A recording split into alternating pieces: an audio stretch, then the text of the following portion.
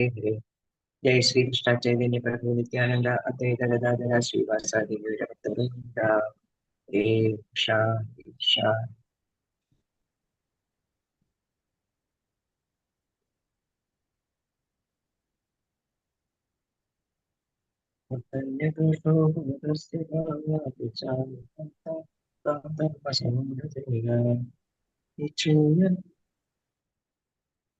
हरे कृष्ण माताजी। हरे कृष्ण എല്ലാവർക്കും പ്രണാമം. Thank you Mataji. പ്രണാമം. ഹരേ കൃഷ്ണ. ഓം നമോ ഭഗവതേ വാസുദേവായ. ഓം നമോ ഭഗവതേ വാസുദേവായ. ഓം നമോ ഭഗവതേ വാസുദേവായ. ഓം അജ്ഞാനതിമിരാന്തസ്യ ജ്ഞാനാഞ്ജനശലാകയ ചക്ഷുരുന്മീലിതം യേന തസ്മൈ ശ്രീ ഗുരവേ നമഃ. നമോ വിഷ്ണുപാദായ കൃഷ്ണപ്രേഷ്ഠായ ഭൂതലേ ശ്രീമതേ ഭക്തിവേദാന്ത സ്വാമിനിതി നാമിനെ. നമസ്തേ സാരസ്വതേ ദേവേ ഗൗരവാണി പ്രചാരിണേ നിർവിശേഷ ശൂന്യവാദി പാശ്ചാത്യദേശധാരിണേ. ജയ ശ്രീ കൃഷ്ണ ചൈതന്യ പ്രഭു നിത്യാനന്ദ ശ്രീ അദ്വൈത ഗദാധര ശ്രീവാസാദി ഗൗരഭക്തവൃന്ദ. ഹരേ കൃഷ്ണ കൃഷ്ണ കൃഷ്ണ ഹരേ ഹരേ, ഹരേ രാമ രാമ രാമ ഹരേ ഹരേ. ഹരേ കൃഷ്ണ. ശ്രീ ശ്രീ രാധാ ഗോവിന്ദ് ടെമ്പിൾ ഇസ്കോൺ ബാംഗ്ലൂരിന്റെ ഭഗവത്ഗീത ക്ലാസ്സിലേക്ക് എല്ലാവർക്കും സ്വാഗതം.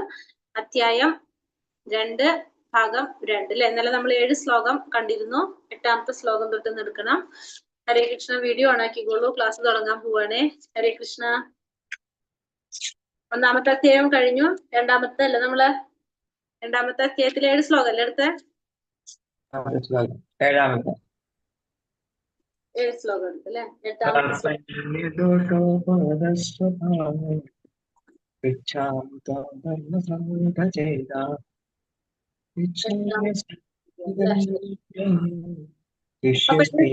നമ്മൾ എന്താ പറഞ്ഞത്? ഒന്ന് ജസ്റ്റ് ഓടിച്ചു പറഞ്ഞേ. 7 ശ്ലോകം വരെ നമ്മൾ എന്താ കണ്ടത്? ഭഗവത്ഗീതയിൽ ചർച്ച ചെയ്യുന്ന വിഷയങ്ങൾ 7 ശ്ലോകം വരെ നമ്മൾ എന്തൊക്കെ പറഞ്ഞിട്ടുണ്ടായിരുന്നേ? ഭഗവാനെ കുറിച്ച് പറഞ്ഞു അല്ലേ? ഭഗവാനെ കുറിച്ച് പറഞ്ഞു. ഭഗവാന്റെ 6 ഗുണങ്ങൾ കണ്ടു ഇല്ലേ? കണ്ടോ? മനസ്സിലായി ഇന്നലെ? 6 ഗുണങ്ങൾ ഏതൊക്കെയായിരുന്നു? ജ്ഞാനം, ത്യാഗം, സമ്പത്ത്, യശസ്, സൗന്ദര്യം, ശക്തി അല്ലെ? 6 ഗുണങ്ങൾ കണ്ടു. അതാരാ പറഞ്ഞത്? അതാരാണ് ആ ഗുണങ്ങൾ നിർവചനം കൊടുത്തത്? ആരാണ് ഭഗവാൻ എന്ന വാക്കിന്? പരാശര മഹർഷി നിർവചനാണെന്ന് കണ്ടു അല്ലെ നമ്മള്. അങ്ങനെ പിന്നെ ഭഗവാൻ പിന്നെന്താണ്? ആത്മസാക്ഷാത്കാരം 3 തരത്തിൽ നമുക്ക് സാക്ഷാത്കരിക്കാനായിട്ട് സാധിക്കുന്നു കണ്ടു. ഏതൊക്കെയായിരുന്നു അത്? 3 ഭാവങ്ങള്. ബ്രഹ്മേതി പരമാത്മേതി ഭഗവാനീതി ശബ്ദത്തെ. അതേതൊക്കെയാണ്? ബ്രഹ്മം, പരമാത്മം, ഭഗവാൻ. 3 ഭാവങ്ങളില് സാക്ഷാത്കാരം ചെയ്യാൻ സാധിക്കുന്നതാണ്. ബ്രഹ്മത്തിൽ എങ്ങനെയാണ് സാക്ഷാത്കരിക്കുന്നത്? ബ്രഹ്മസാക്ഷാത്കാരം മനസ്സിലായ പോലെ പറഞ്ഞാൽ മതി. മനസ്സിലായത് എങ്ങനെയാ? ബ്രഹ്മസാക്ഷാത്കാരം എങ്ങനെയാണ്? നിങ്ങൾ പറഞ്ഞിട്ട് ഞാൻ എടുക്കുന്നുള്ളൂ. എന്തായാലും ബ്രഹ്മസാക്ഷാത്കാരം എങ്ങനെയാണ്? വ്യക്തികളെ പോലെ ഒരു രൂപമൊന്നും അറിയാതെ അതെ, പ്രഭു പറഞ്ഞാരോണ്ട് രക്ഷപ്പെട്ടു അല്ലെ. ബ്രഹ്മസാക്ഷാത്കാരം എങ്ങനെയാണ്? ബ്രഹ്മത്തില്, അതായത് ഭഗവാന്റെ ഒരു ജ്യോതിസിലേക്ക് ലയിക്കാണ്. ഭഗവാന്റെ ഒരു രൂപത്തിനെ കുറിച്ച് അവർക്ക് അറിയുന്നില്ല. എന്ത് മാത്രമേ ഉള്ളൂ? ഭഗവാന്റെ ഒരു പ്രകാശം, ജ്യോതിസ്, അതിനെ കുറിച്ച് മാത്രമേ അറിയുന്നുള്ളൂ. അതാണ് ബ്രഹ്മത്തില് ലയിക്കുക, ബ്രഹ്മസാക്ഷാത്കാരം പറയുന്നത്. 2ാമത്തെ സാക്ഷാത്കാരം ഏതായിരുന്നു? പരമാത്മാ സാക്ഷാത്കാരം. പരമാത്മാ സാക്ഷാത്കാരം എന്ന് പറയുമ്പോൾ നമ്മുടെ ഹൃദയത്തിലുള്ള ഭഗവാന്, പരമാത്മാവായിരിക്കുന്ന ഭഗവാനെ സാക്ഷാത്കരിക്കാൻ ശ്രമിക്കുന്നത്. പരമാത്മാവിനെ ധ്യാനത്തിലൂടെ നമുക്ക് സാക്ഷാത്കരിക്കാനായിട്ട് സാധിക്കും. നമുക്ക് ഇഷ്ടമുള്ള ഭഗവാന്റെ രൂപം ഭഗവാനെ ധ്യാനിച്ചുകൊണ്ട് സാക്ഷാത്കരിക്കുന്നതാണ് പരമാത്മാ സാക്ഷാത്കാരം, ചതുർഭുജ രൂപത്തിലുള്ള പരമാത്മാവിന്. അത് കഴിഞ്ഞിട്ട് ലാസ്റ്റ് ആണ് നമ്മൾ പറഞ്ഞത് ഭഗവത് സാക്ഷാത്കാരം അല്ലെ. ഭഗവത് സാക്ഷാത്കാരാണ് ഏറ്റവും പ്രധാനപ്പെട്ട, ഏറ്റവും എന്താ പറയുക, ശ്രേഷ്ഠമായിട്ടുള്ള സാക്ഷാത്കാരം. അതെങ്ങനെയാണ്? ഭക്തിയുടെ സേവനത്തിലൂടെ സാധിക്കുന്നതാണ് ഭഗവത് സാക്ഷാത്കാരം എന്ന് പറഞ്ഞു. അത് പിന്നെന്താ പറഞ്ഞ നമ്മള്? ഭഗവാൻ സച്ചിദാനന്ദനാണ് അല്ലെ. അതുകൊണ്ട് ഭഗവത് സാക്ഷാത്കാരം എന്ന് പറയുമ്പോ സച്ചിദാനന്ദം, എപ്പോഴും നമുക്ക് ആനന്ദം കിട്ടാണ് ഭഗവാനെ സാക്ഷാത്കരിക്കാൻ നമുക്ക്. പിന്നെ അർജുനന്റെ പേര് പറഞ്ഞിട്ടുണ്ടായിരുന്നു ഇതില്, പൃഥയുടെ മകനാണെന്നൊക്കെ നമ്മൾ പറഞ്ഞല്ലേ. പാർത്ഥൻ പിന്നെന്താ പറഞ്ഞ 6 തരം അക്രമികളെ കുറിച്ച് കണ്ടിട്ടുണ്ടായിരുന്നു. പിന്നെ അത്ര എണ്ണുള്ളൂ എത്തിയത്. എല്ലാവരും വീഡിയോ ഓഫ് വെച്ചിരിക്കുകയാണല്ലോ. പറ്റുന്നവരൊക്കെ വീഡിയോ ഓൺ ആക്കിക്കോളൂ.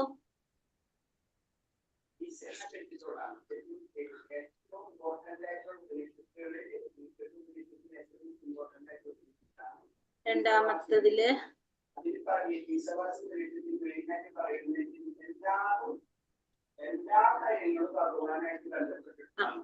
കറക്റ്റ് 8ാമത്തെ ശ്ലോകം അല്ലെ. ഹരേ കൃഷ്ണ. ഓം നമോ ഭഗവതേ വാസുദേവായ. എടുക്കണ്ടേ. നഹി പ്രപശ്യാമി മമാപരുത്യാത് ഉച്ചോഷണമിന്ദ്രിയാണാം അവാപ്യ ഭൂമാവ സപത്നമൃത്തം രാജ്യം സുരാണാം അപിചാധിപത്യം. ഇന്ദ്രിയങ്ങളെ അലട്ടുന്ന ഈ ദുഃഖത്തെ ശമിപ്പിക്കാൻ ഒരു ഉപായവും ഞാൻ കാണുന്നില്ല. ഈ ഭൂമിയിൽ സമ്പദ് സമൃദ്ധവും എതിരാളികളില്ലാത്തതും ദേവന്മാർക്ക് സ്വർഗത്തിലുള്ളത് പോലെ പരമാധികാരത്തോടെയുള്ള സാമ്രാജ്യം ലഭിച്ചാൽ പോലും എനിക്ക് ഈ ദുഃഖം അകറ്റാൻ സാധിക്കുകയില്ല. അർജുനൻ എന്താ പറയുന്നത്? ഇന്ദ്രിയങ്ങളെ അലട്ടുന്ന ഈ ദുഃഖത്തെ ശമിപ്പിക്കാൻ ഒരു ഉപായവും ഞാൻ കാണുന്നില്ല. ഈ ഭൂമിയിൽ സമ്പദ് സമൃദ്ധവും എതിരാളികളില്ലാത്തതും ദേവന്മാർക്ക് സ്വർഗത്തിലുള്ളത് പോലുള്ള പരമാധികാരത്തിലുള്ള സാമ്രാജ്യം ലഭിക്കാന്ന് പറഞ്ഞാലും ഈ ദുഃഖത്തെ അകറ്റാനായിട്ട് അർജുനന് സാധിക്കുന്നില്ല എന്നാണ് അർജുനൻ പറയുന്നത്. അർജുനന്റെ ദുഃഖം എന്താണ്? അർജുനന്റെ ദുഃഖം എന്താണ്? അർജുനന്റെ ദുഃഖം. ഹരേ കൃഷ്ണ. പോയി എല്ലാവരും. അർജുനന്റെ ദുഃഖം എന്താണ്? സ്വന്തക്കാരെയൊക്കെ ബന്ധുക്കളെയൊക്കെ നശിപ്പിക്കേണ്ടി വരും. കുലം നശിക്കും. കുലം നശിച്ചിട്ട് ഉണ്ടാവുന്ന സൗഭാഗ്യമൊന്നും താല്പര്യമില്ല. അതെ, അവരോടൊക്കെ യുദ്ധം ചെയ്യുമ്പോൾ ഈ പറഞ്ഞ പോലെ കുറെ പ്രശ്നങ്ങൾ അർജുനൻ പറഞ്ഞു അല്ലെ. അതാണ് അർജുനന്റെ ദുഃഖം. യുദ്ധം ചെയ്യണം, അപ്പൊ അവരുടെ കുലം നശിച്ചു പോകും, അങ്ങനെ കുറെ കാര്യങ്ങൾ പറഞ്ഞു. ജീവിതത്തിൽ ചുട്ടുനീറുന്ന പ്രശ്നങ്ങൾക്ക് പരിഹാരം കാണുന്നതിന് ഒരു ആധ്യാത്മിക ആചാര്യന്റെ സഹായമില്ലാതെ സാധിക്കുന്നതല്ല. കൃഷ്ണാവബോധ ശാസ്ത്രത്തിൽ നിപുണനാകാത്ത ആർക്കും വിശ്വാസിനായ ഒരു ആത്മീയ ഗുരുവാകാൻ സാധിക്കുകയില്ല. ജനനം, വാർദ്ധക്യം, രോഗം, മരണം എന്നിങ്ങനെ ഭൗതിക ജീവിത സംബന്ധികളായ പ്രശ്നങ്ങളൊന്നും ധനാർജനം കൊണ്ടോ സാമ്പത്തിക അഭിവൃദ്ധി കൊണ്ടോ പരിഹരിക്കാവുന്നതല്ല. എന്താ പറയണത്? ജീവിതത്തില് ചുട്ടുനീറുന്ന പ്രശ്നങ്ങൾക്ക് പരിഹാരം കാണുന്നതിന് ഇപ്പൊ ഇതേപോലെ അല്ലെ. ഇപ്പൊ അർജുനൻ എന്താ ചെയ്തത്? അർജുനന് എന്താണ് ചെയ്യേണ്ടതെന്ന് മനസ്സിലാക്കാൻ സാധിക്കാത്തൊരവസ്ഥ വന്നപ്പോ അർജുനൻ എന്ത് ചെയ്തു? ഭഗവാനെ ഗുരുവായിട്ട് സ്വീകരിച്ചു അല്ലെ.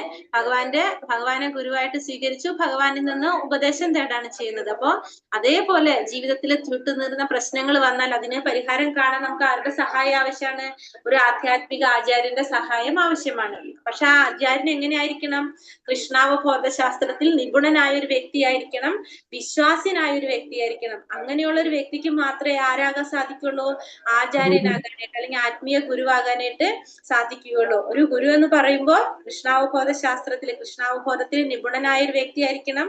കൃഷ്ണാവബോധത്തിൽ നിപുണനാകാന്ന് പറയുമ്പോ എന്തൊക്കെ ഉണ്ടാവും? അതില് ഒക്കെ എന്തൊക്കെ ഉണ്ടാവും? ഇന്ദ്രിയങ്ങളെ നിയന്ത്രിച്ച വ്യക്തിയായിരിക്കും, സത്യം കണ്ടെത്തിയ വ്യക്തിയായിരിക്കും അല്ലെ. അങ്ങനെ ഒരു വ്യക്തിയാണ് കൃഷ്ണാവബോധത്തിൽ നിപുണനാകുന്നത്. അങ്ങനെ ഒരു വ്യക്തിയിൽ നിന്നും മാത്രമേ വിശ്വാസിനായ ഒരു ആത്മീയ ഗുരുവാകാനായിട്ട് സാധിക്കുള്ളൂ. അങ്ങനെയുള്ള വ്യക്തിക്ക് വിശ്വാസിനായ ഒരു ആത്മീയ ഗുരുവാകാനായിട്ട് സാധിക്കുന്നുള്ളൂ. പിന്നെന്താ പറയണത്? ഭൗതിക ജീവിതത്തിൽ ഉണ്ടാകുന്ന നമ്മുടെ പ്രശ്നങ്ങൾ നമുക്ക് മാറ്റാൻ സാധിക്കാത്ത കാര്യങ്ങളാണിത്. ജനനം, വാർദ്ധക്യം, രോഗം, മരണം. അത് നമുക്ക് കുറെ ധനം ശേഖരിച്ചത് കൊണ്ടോ നമുക്ക് അല്ലെങ്കിൽ സാമ്പത്തികമായിട്ടുള്ള അഭിവൃദ്ധി കൊണ്ടോ നമുക്ക് പരിഹരിക്കാൻ സാധിക്കുന്നതല്ല ഈ 4 പ്രശ്നങ്ങളും അല്ലെ.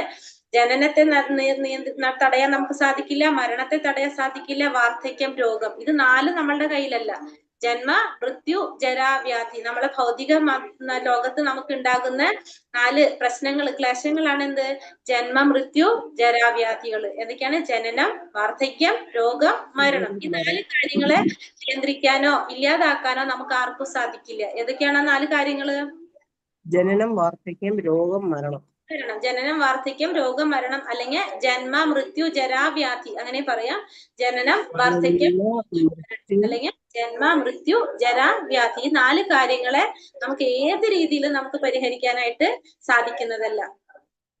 സഞ്ജയ ഉവാച ഏവമുക്തോ ഋഷികേശം ഗുഡാകേശ പരം തപ നയോസ്യ ഇതി ഗോവിന്ദ മുക്ത തുഷ്ണീം ബഭൂവഃ. ഇവിടെ എന്താ പറഞ്ഞ? ഏവമുക്തോ ഋഷികേശം ഗുഡാകേശ പരം തപ. ഇവിടെ പരം തപ എന്നാണ് പറഞ്ഞിരിക്കുന്നത്. ആരെ? ഗുഡാകേശന്. ആരാണ് ഗുഡാകേശൻ? ആരാണ്?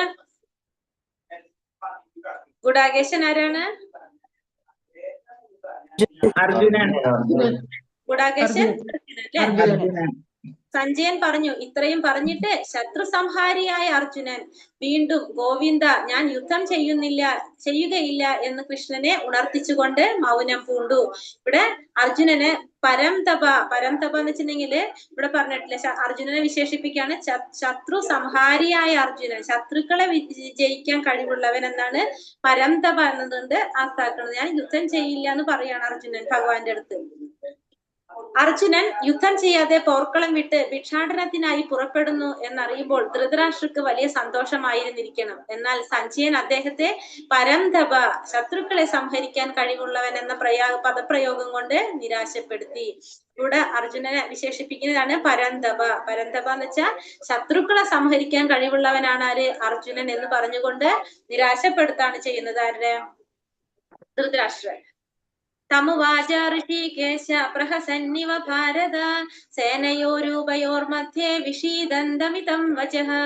അല്ലയോ ഭാരത, അപ്പോൾ ഇരു സൈന്യങ്ങളുടെയും നടുവിൽ വെച്ച് മന്ദഹാസത്തോടെ കൃഷ്ണൻ ദുഃഖിതനായ അർജുനനോട് പറഞ്ഞു. സുഹൃത്തുക്കളാകിയാൽ ഇരുവരും ഒരേ നിലയിലുള്ളവരാണ്. ഒരാൾ സ്വമേധയ മറ്റേയാളിന്റെ ശിഷ്യനായി, സ്നേഹിതൻ ശിഷ്യനായതോർത്താണ് കൃഷ്ണൻ മന്ദഹസിച്ചത്. ആദ്യം ഇവർ രണ്ടുപേരും ആരായിരുന്നു? സുഹൃത്തുക്കളായിരുന്നു അല്ലെ? ബന്ധുക്കളാണ്, ഒപ്പം സുഹൃത്തുക്കളുമാണ്. പക്ഷെ ഇപ്പോ എന്തായിട്ട് മാറി? നമ്മൾ 7ാമത്തെ ശ്ലോകം കണ്ടു അല്ലെ? കാർപ്പണ്യ ദോഷോപഹത സ്വഭാവ പൃച്ഛാമിത്വാം ധർമ്മ സമ്മൂഢച്ഛേദ യശ്രേയസാനിശ്ചിതം ബ്രൂഹി തന്മേ ശിഷ്യസ്തേഹം ശാതിമാം താം പ്രപന്ന. അപ്പോ ആ ശ്ലോകത്തിലൂടെ ഭഗവാന്റെ ശിഷ്യനായിട്ട് മാറി അർജുനൻ. അപ്പൊ സ്നേഹിതൻ ശിഷ്യനായത് ഓർത്തിട്ട് ഭഗവാൻ എന്താണ്? ഭഗവാൻ മന്ദഹസിക്കാണ്. ഗുരുവായി സ്വീകരിച്ചപ്പോൾ ഉടൻ തന്നെ അദ്ദേഹം ഗുരുസ്ഥാനം സ്വീകരിക്കുകയും ആചാര്യൻ ശിഷ്യനോടെന്ന പോലെ ഗാംഭീര്യത്തോടെ യഥാവിധി സംസാരിക്കുകയും ചെയ്യുന്നു. അപ്പൊ അത്രയും നേരം ഒരു സുഹൃത്ത് എന്നുള്ള രീതിയിൽ അർജുനനോട് ഭഗവാൻ സംസാരിച്ചു കൊണ്ടിരിക്കുകയായിരുന്നു. പക്ഷെ അർജുനൻ എപ്പോഴാണോ ഭഗവാനെ ഗുരുവായിട്ട് സ്വീകരിച്ചത്, അപ്പം മുതൽ എന്ത് ചെയ്ത് ഭഗവാൻ ആ ഗാംഭീര്യത്തോടെ, ഞാൻ ഗുരുവാണല്ലേ, അർജുനന്റെ ഗുരുവാണെന്നുള്ളൊരു ഗാംഭീര്യത്തോടെ ഒരു ശിഷ്യനോട് എന്ന പോലെ യഥാവിധി സംസാരിക്കാനായിട്ട് തുടങ്ങാണ് ചെയ്യുന്നത്. അപ്പൊ ആ ഒരു എന്താ പറയാ ഗാംഭീര്യത്തോടെ അങ്ങനെയാണ് പിന്നെ സംസാരിക്കുന്നത് അല്ലെ? അശോജാനന്യ ശോചസ്ത്വം പ്രജ്ഞവാദാംശ ഭാക്ഷസേ ഗദാസൂന ഗദാംസൂഞ്ച നാനു ശോചന്തി പണ്ഡിതഃ.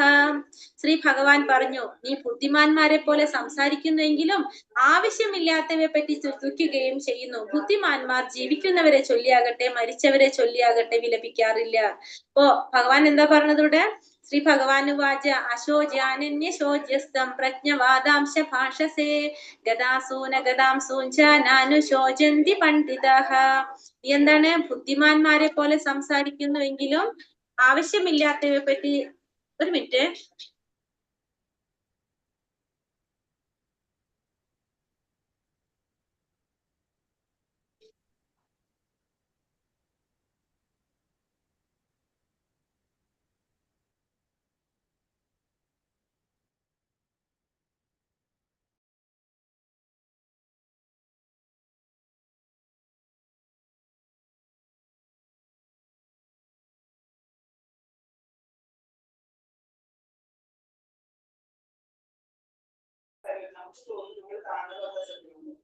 ഹരേ കൃഷ്ണ. സുജിത മാതാജി. ഹരേ കൃഷ്ണ മാതാജി.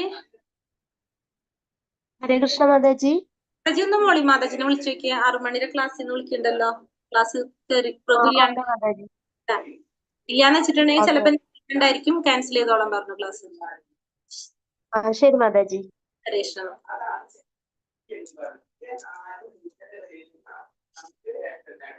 നീ ബുദ്ധിമാന്മാരെ പോലെ സംസാരിക്കുന്നുവെങ്കിലും ആവശ്യമില്ലാത്തവരെ ചൊല്ലി ദുഃഖിക്കുകയും ചെയ്യുന്നു. ബുദ്ധിമാന്മാർ ജീവിക്കുന്നവരെ ചൊല്ലിയാകട്ടെ മരിച്ചവരെ ചൊല്ലിയാകട്ടെ വിലപിക്കാറില്ല. അപ്പൊ ഭഗവാൻ എന്താ പറയുന്നത്? നീ ബുദ്ധിമാന്മാരെ പോലെ സംസാരിക്കുന്നു എങ്കിലും ആവശ്യമില്ലാത്തവയെ പറ്റി ചൊല്ലി ദുഃഖിക്കുകയും ചെയ്യുന്നു. ബുദ്ധിമാന്മാർ ജീവിക്കുന്നവരെ ചൊല്ലിയാകട്ടെ മരിച്ചവരെ ചൊല്ലിയാകട്ടെ വിലപിക്കാറില്ല. ഇവിടെ ഏത് ബുദ്ധിമാന്മാരെ കുറിച്ചാ പറയണത്? നമ്മൾ ഈ ഭൗതിക ലോകത്തില് നമ്മൾ ഈ പറഞ്ഞ കുറെ മെറ്റീരിയൽ ലൈഫില് നമ്മൾ കുറെ എന്താ പറയാ കുറെ ഡിഗ്രിയും PhD ഒക്കെ എടുത്ത ബുദ്ധിമാന്മാരെ കുറിച്ചാണ് ഇവിടെ പറയുന്നത്? അല്ല. അതിന് ഒരു ജ്ഞാനം നേടിയ ബുദ്ധിമാന്മാരെ കുറിച്ച്, ആത്മീയമായിട്ടുള്ള അറിവ് അത് നേടിയ ബുദ്ധിമാന്മാരെ കുറിച്ചാ പറയണത്. അവര് ജീവിച്ചിരിക്കുന്നവരെ കുറിച്ചോ മരിച്ചവരെ കുറിച്ചോ ദുഃഖിക്കാറില്ല, അവര് വിലപിക്കാറില്ല എന്ന് പറയുന്നത്. അറിവ് എന്നാൽ പദാർത്ഥത്തിന്റെയും ജീവാത്മാവിന്റെയും രണ്ടിനെയും നിയന്താവായ പരമപുരുഷനെയും കുറിച്ചുള്ള ജ്ഞാനമാണെന്ന് അടുത്ത അധ്യായങ്ങളിൽ വിശദീകരിച്ചത്. അപ്പൊ അടുത്ത അധ്യായങ്ങളിൽ നമ്മൾ അതൊക്കെ പറഞ്ഞു പോകുന്നുണ്ട്. ഇനി അറിവ് എന്ന് പറഞ്ഞാൽ എന്താണ്? പദാർത്ഥത്തിന്, ജീവാത്മാവിന്, അല്ലെങ്കിൽ രണ്ടിനെയും നിയന്ത്രിക്കുന്ന പരമപുരുഷനെ കുറിച്ചിട്ടുള്ള ആ ജ്ഞാനത്തെയാണ് നമ്മൾ എന്ത് പറയുന്നത്? അറിവെന്ന് പറയുന്നത്. ഇന്നല്ലെങ്കിൽ മണ്ണടിയാൻ വിധിക്കപ്പെട്ടിട്ടുള്ളതാണ് ഈ ശരീരം. പഞ്ചഭൂതങ്ങൾ കൊണ്ട് നിർമ്മിച്ച ശരീരം എങ്ങനെയാണ്?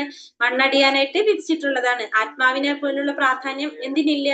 ശരീരത്തിനില്ല. ഇതറിഞ്ഞ വ്യക്തി ശരിക്കും വിജ്ഞാനിയാണ്. അപ്പൊ ഇതറിഞ്ഞ വ്യക്തിയാണ് വിജ്ഞാനി. ഇവിടെ ബുദ്ധിമാൻ എന്ന് പറയുന്നത് ആരെയാണ്? അപ്പോ ഈ ശരീരത്തിനെ കുറിച്ചും ആത്മാവിനെ കുറിച്ചും ഭഗവാനെ കുറിച്ചും ആ ജ്ഞാനം നേടിയ വ്യക്തിയെ. ആത്മാവിനാണ് പ്രാധാന്യം, ശരീരത്തിന് പ്രാധാന്യമില്ല എന്നറിഞ്ഞ വ്യക്തിയാണ് ആര്? ആ ബുദ്ധിമാൻ, ആ ജ്ഞാനി എന്ന് പറയുന്നത് എന്നിവിടെ പറയാണ്. േവാഹം ജാതു നാസം നതം നാമേ ജനാധിപ നൈവാന ഭവിഷ്യാമ്യ സർവേ വയമതപരം.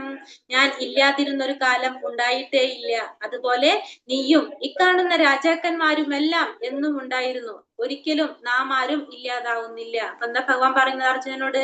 ഞാൻ ഇല്ലാതിരുന്നൊരു കാലം ഉണ്ടായിട്ടേ ഇല്ല, ഭഗവാൻ ഇല്ലാത്തൊരു കാലം ഇല്ല. അതുപോലെ തന്നെ നീയും ഈ കാണുന്ന രാജാക്കന്മാരും എല്ലാം എന്നും ഉണ്ടായിരുന്നു, ഒരിക്കലും നാം ആരും ഇല്ലാതാകുന്നില്ല. സർവോത്കൃഷ്ടനായ വ്യക്തിയാണ് പരമദിവ്യോത്തമ പുരുഷനായ കൃഷ്ണൻ. ഭഗവാന്റെ സനാതന സുഹൃത്തായ അർജുനനും പോർനിലത്ത് ഒത്തുചേർന്നിട്ടുള്ള രാജാക്കന്മാരും ശാശ്വത വ്യക്തികൾ തന്നെ. അവരാരും മുൻകാലത്ത് ജീവിക്കാത്തവരോ മേലിൽ ശാശ്വതത്വം നഷ്ടപ്പെട്ടവരോ അല്ല. അവരുടെ വ്യക്തിത്വം പണ്ടേ ഉള്ളതാണ്, അത് ഭാവിയിലും നിലനിൽക്കും. അതിനാൽ ആരെ കുറിച്ചും ദുഃഖിക്കേണ്ടതില്ല. ആത്മീയ വ്യക്തിത്വം ഭഗവത് ഭക്തന്മാർക്ക് മാത്രമേ മനസ്സിലാവുകയുള്ളൂ. അപ്പൊ ഭഗവാൻ ഇവിടെ എന്തിനെ കുറിച്ചാ പറയുന്നത്? കാരണം എല്ലാവരും സനാതനരാണ്. കാരണം എന്താണ്? നമ്മൾ ഈ ശരീരത്തെ കുറിച്ചല്ല പറയുന്നത്, നമ്മള് ആ ആത്മാവിനെ കുറിച്ചാണ് പറയുന്നത്. അപ്പൊ ഭഗവാനും അർജുനനും പിന്നെ അവിടെയുള്ള എല്ലാ രാജാക്കന്മാരും എല്ലാവരും എന്താണ്? ശാശ്വതരായിട്ടുള്ളതാണ്. അവരെന്നും നിലനിൽക്കുന്നവരാണ്, എന്നും നിലനിൽക്കുന്നവരാണ് അവര്. ഇന്നും ഉണ്ട്, ഇന്നലെ ഉണ്ടായിരുന്നു, നാളെ ഉണ്ടാകും അവര്. അതുകൊണ്ട് അവരെ കുറിച്ച് ആരെ കുറിച്ചും ദുഃഖിക്കേണ്ട ആവശ്യമില്ല. പക്ഷെ ഇത് ആർക്ക് മാത്രമേ മനസ്സിലാവുള്ളൂ? ഭഗവാന്റെ ഭക്തന്മാർക്ക് മാത്രം, അതായത് ആ ഒരു ജ്ഞാനം നേടിയവർക്ക് മാത്രം, ബുദ്ധിമാന്മാർക്ക് മാത്രമേ ഇത് മനസ്സിലാക്കാനായിട്ട് സാധിക്കുള്ളൂ. ദേഹിനോസ്മിൻ യഥാ ദേഹേ കൗമാരം യൗവനം ജരാ തഥാ ദേഹാന്തര പ്രാപ്തിർധീരസ്തത്രാന മുഹ്യതി. ശരീരസ്ഥനായ ആത്മാവ് ബാല്യത്തിൽ നിന്ന് യൗവനത്തിലേക്കും പിന്നെ വാർദ്ധക്യത്തിലേക്കും കടക്കുന്നത് പോലെ മരണശേഷം മറ്റൊരു ശരീരത്തിലേക്ക് പ്രവേശിക്കുന്നു. സമചിത്തനായ ഒരാൾക്ക് ഈ പരിണാമത്തെ പറ്റി സംഭ്രമം ഉണ്ടാകുന്നില്ല. എന്താ പറഞ്ഞ? ശരീരസ്ഥനായ ആത്മാവ് ബാല്യത്തിൽ നിന്ന് യൗവനത്തിലേക്കും പിന്നെ വാർദ്ധക്യത്തിലേക്കും കടക്കുന്നത് പോലെ എന്താ സംഭവിക്കുന്നത്?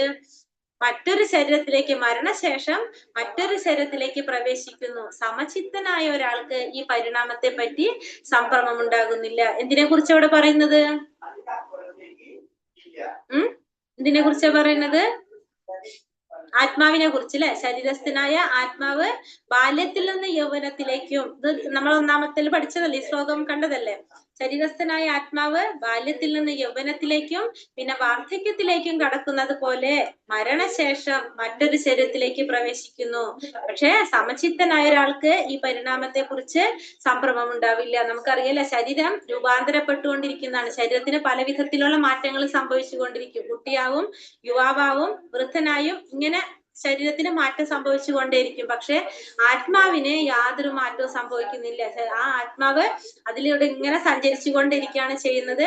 അതുകൊണ്ട് അർജുനനോട് പറയാണ്, നീ എന്ത് ചെയ്യേണ്ട ആവശ്യമില്ല. മരണത്തെ പറ്റി, ആരുടെ മരണത്തെ പറ്റി? ഇപ്പൊ ഭീഷ്മരുടെ മരണത്തെ കുറിച്ചോ ദ്രോണരുടെ മരണത്തെ കുറിച്ചോ ഒന്നും നീ ദുഃഖിക്കേണ്ട ആവശ്യമില്ല എന്ന് പറയാണ് ഇവിടെ. ജീവാത്മാവ്, പരമാത്മാവ്, ഭൗതിക പ്രകൃതി, ആത്മീയ പ്രകൃതി എന്നിവയുടെ വ്യവസ്ഥയെ കുറിച്ച് പൂർണ്ണമായ അറിവ് നേടിയ വ്യക്തിയെ ധീരൻ അഥവാ സമചിത്തതയുള്ള ആളെന്ന് പറയാൻ. അങ്ങനെയുള്ള ഒരാൾക്ക് ശരീര പരിണാമത്തെ പറ്റി വ്യാമോഹം ഉണ്ടാവില്ല. അപ്പൊ നമുക്കറിയാം ഭഗവാനെ കുറിച്ച്, പിന്നെ ജീവാത്മാവിനെ കുറിച്ചോ പരമാത്മാവിനെ കുറിച്ചോ, ഭൗതിക പ്രകൃതിയെ കുറിച്ച്, പിന്നെ ആത്മീയ പ്രകൃതി എന്ന് വെച്ചാൽ ഏതായിരിക്കും? ഭൗതിക പ്രകൃതി വെച്ചാൽ ഭൗതിക ലോകം, ആത്മീയ പ്രകൃതി എന്ന് വെച്ചാൽ ഏതാണ്? അപ്പൊ ആത്മീയ ലോകങ്ങൾ അല്ലെ? ഈ കാര്യങ്ങളെ കുറിച്ച് പൂർണ്ണമായ അറിവ് നേടിയ വ്യക്തിയെ നമുക്ക് എന്ത് പറയാം? ധീരൻ എന്ന് പറയാം. അതല്ലെങ്കിൽ സമചിത്തതയുള്ള ഒരാളെന്ന് പറയാനായിട്ട് സാധിക്കും. ധീരൻ അല്ലെങ്കിൽ ഉത്തമമായിട്ടുള്ള ഭക്തൻ, ഉത്തമ ഭക്തൻ, അല്ലെങ്കിൽ എന്താ പറയാ സമചിത്തതയുള്ള ഒരു വ്യക്തി എന്നൊക്കെ നമുക്ക് പറയാനായിട്ട് സാധിക്കും. അങ്ങനെയുള്ള ഒരാൾക്ക് ശരീര പരിണാമങ്ങളെ കുറിച്ച് വ്യാമോഹം ഉണ്ടാവില്ല. ജീവാത്മാവിനെ തുണ്ടുകളാക്കി വിഭജിക്കാൻ സാധ്യമല്ല എന്ന കാരണത്താൽ അതിനെക്കുറിച്ചുള്ള മായാവാദികളുടെ അദ്വൈത സിദ്ധാന്തം സ്വീകാര്യമല്ല. വെള്ളത്തിൽ കാണുന്ന ആകാശത്തിന്റെ പ്രതിബിംബം സൂര്യചന്ദ്രന്മാരെയും നക്ഷത്രങ്ങളെയും ഉൾക്കൊള്ളുന്നു. നക്ഷത്രങ്ങൾ ജീവാത്മാക്കളെ പോലെയാണ്. പരമാത്മാവിനെയാണെങ്കിൽ സൂര്യനോടോ ചന്ദ്രനോടോ ഉപമിക്കാൻ. അപ്പൊ നമുക്ക് ജീവാത്മാക്കൾ എന്താണ്? കുറേ ഉണ്ട്. നമുക്കറിയാം 84 ലക്ഷം ജീവാത്മാക്കള്. ആ 84 ലക്ഷം ജീവാത്മാക്കള് ഇപ്പൊ നമ്മളെ ആകാശത്തില് സൂര്യനും ചന്ദ്രനും അതുപോലെ തന്നെ നക്ഷത്രങ്ങൾ ഉണ്ടെങ്കിൽ ആ നക്ഷത്രങ്ങളെ ജീവാത്മാക്കളായും സൂര്യനെയോ ചന്ദ്രനെയോ നമുക്ക് പരമാത്മാവായിട്ട് നമുക്ക് ഉപമിക്കാനായിട്ട് സാധിക്കും. മാത്ര സ്പർശാസ്തു കൗന്ദേയ ശീതോഷ്ണ സുഖ ദുഃഖതാഃ ആഗമാപായിനോ നിത്യാസാംസി വിശ്വസ ഭാരത. ഹേ കുന്തിപുത്ര, ക്ഷണികങ്ങളായ സുഖദുഃഖങ്ങളുടെ വരവും പോക്കും മഞ്ഞുകാലത്തിന്റെയും വേനൽക്കാലത്തിന്റെയും ഗതിവീതികൾ പോലെയാണ്. ഇന്ദ്രിയ അനുഭൂതിയിൽ നിന്നാണ് ഇതുണ്ടാകുന്നത്. ഹേ ഭാരത, അവയെ അസ്വസ്ഥനാകാതെ സഹിക്കാൻ ഒരാൾ പഠിക്കണം. എന്താ പറയുന്നത്? ഹേ കുന്തിപുത്ര, അർജുനനെ വിളിക്കാണ്. ക്ഷണികങ്ങളായ സുഖദുഃഖങ്ങളുടെ വരവും പോക്കും മഞ്ഞുകാലത്തിന്റെയും വേനൽക്കാലത്തിന്റെയും ഗതിവിഗതികൾ പോലെയാണ്. മഞ്ഞുകാലവും വേനൽക്കാലവും വരുന്നത് പോലെയാണ് സുഖവും ദുഃഖവും വന്നു പോകുന്നത്. അത് ഉണ്ടാകുന്നത് എങ്ങനെയാണ്? ഇന്ദ്രിയ അനുഭൂതിയിൽ നിന്നാണ് അത് ഉണ്ടാകുന്നത്. നമ്മുടെ ഇന്ദ്രിയങ്ങളുടെ അനുഭൂതി അനുസരിച്ചാണ് സുഖവും ദുഃഖവും നമുക്ക് ഫീൽ ചെയ്യുന്നത്. അതുകൊണ്ട് അതിനെ അസ്വസ്ഥനാകാതെ സഹിക്കാൻ ഒരാൾ പഠിക്കണം. അപ്പൊ നമ്മളുടെ കാഴ്ചപ്പാടനുസരിച്ചാണ് നമുക്ക് സുഖവും ദുഃഖവും വരുന്നത്. ചിലപ്പോ എന്റെ സുഖം വേറൊരാളുടെ ദുഃഖമായിരിക്കും, അവരുടെ ദുഃഖം എന്റെ സുഖമായിരിക്കും, അല്ലെ? അപ്പൊ അത് എന്ന് പറയുന്നത് നമ്മുടെ ഇന്ദ്രിയ അനുഭൂതി അനുസരിച്ചാണ് അത് ഉണ്ടാകുന്നത്. അതിനെ നമ്മൾ എന്ത് ചെയ്യണം? സഹിക്കാൻ പഠിക്കണം. അതിങ്ങനെ വന്നും പോയിക്കൊണ്ടിരിക്കും. അർജുനനെ സംബോധന ചെയ്യാൻ ഉപയോഗിച്ച 2 പേരുകൾ ഇവിടെ പ്രാധാന്യം അർഹിക്കുന്നു. എന്താണ്? ഒന്ന് കൗന്ദേയ എന്ന പദം മാതൃഭാഗത്തു നിന്നുള്ള രക്തബന്ധത്തെയും ഭാരത എന്ന പദം പിതാവിന്റെ ഭാഗത്തു നിന്നുള്ള മഹാത്മ്യത്തെയും സൂചിപ്പിക്കുന്നതാണ്. ഭാരത വംശത്തിലാണല്ലേ അർജുനൻ പിറന്നത്. അതുകൊണ്ടാണ് ഭാരത എന്ന് പറയുന്നത്. കുന്തി ദേവിയുടെ ആ മാതൃഭാഗത്തു നിന്നുള്ള ബന്ധം, രക്തബന്ധം കൊണ്ട് കൗന്ദേയ എന്ന് പറയുന്നു. ആ മഹനീയ പൈതൃകം ശരിയായ കൃത്യനിർവഹണത്തിനുള്ള ഉത്തരവാദിത്വം വർദ്ധിക്കുന്നുണ്ട്. അതുകൊണ്ട് അദ്ദേഹത്തിന് യുദ്ധത്തിൽ നിന്ന് ഒഴിഞ്ഞു മാറാൻ സാധിക്കില്ല. അപ്പൊ അർജുനന്റെ ആ പൈതൃകം അത്രയും മഹത്വരമായത് കൊണ്ട് തന്നെ തന്റെ ഉത്തരവാദിത്വത്തിൽ നിന്ന് അതിൽ നിന്ന് മാറി നിൽക്കാനായിട്ട് ആർക്ക് സാധിക്കില്ല? അർജുനനെ ഒഴിഞ്ഞു മാറാനായിട്ട് സാധിക്കില്ല. യം ഹി നാവ്യഥയന്ത്യതേ പുരുഷം പുരുഷർഷഭ സമദുഃഖ സുഖം തീരം സോമൃതത്വായ കൽപ്പതേ. അല്ലയോ നരോത്തമ അർജുന, സുഖദുഃഖങ്ങളാൽ അസ്വസ്ഥനാകാതെ രണ്ടിലും സമനില കൈവിടാത്ത വ്യക്തി നിശ്ചയമായും മോക്ഷപ്രാപ്തിക്ക് അർഹനാണ്. എന്താ പറയുന്നത്? അല്ലയോ നരോത്തമ, അർജുനൻ വിളിക്കുകയാണ് അല്ലെ, നരോത്തമ, നരന്മാരിൽ ഉത്തമനായിട്ടുള്ള അർജുനൻ എന്താ പറയുന്നത്? സുഖദുഃഖങ്ങളാൽ അസ്വസ്ഥനാകാതെ, സുഖങ്ങളിലും ദുഃഖങ്ങളിലും അസ്വസ്ഥനാകാതെ രണ്ടിലും സമനില കൈവിടാത്ത വ്യക്തിയെ നമുക്ക് എന്ത് പറയാം? അങ്ങനെ രണ്ടിനും ഒരേപോലെ കാണാൻ സാധിക്കുകയാണെങ്കിൽ ആ വ്യക്തി നിശ്ചയമായും മോക്ഷപ്രാപ്തിക്ക് അർഹനാണ്.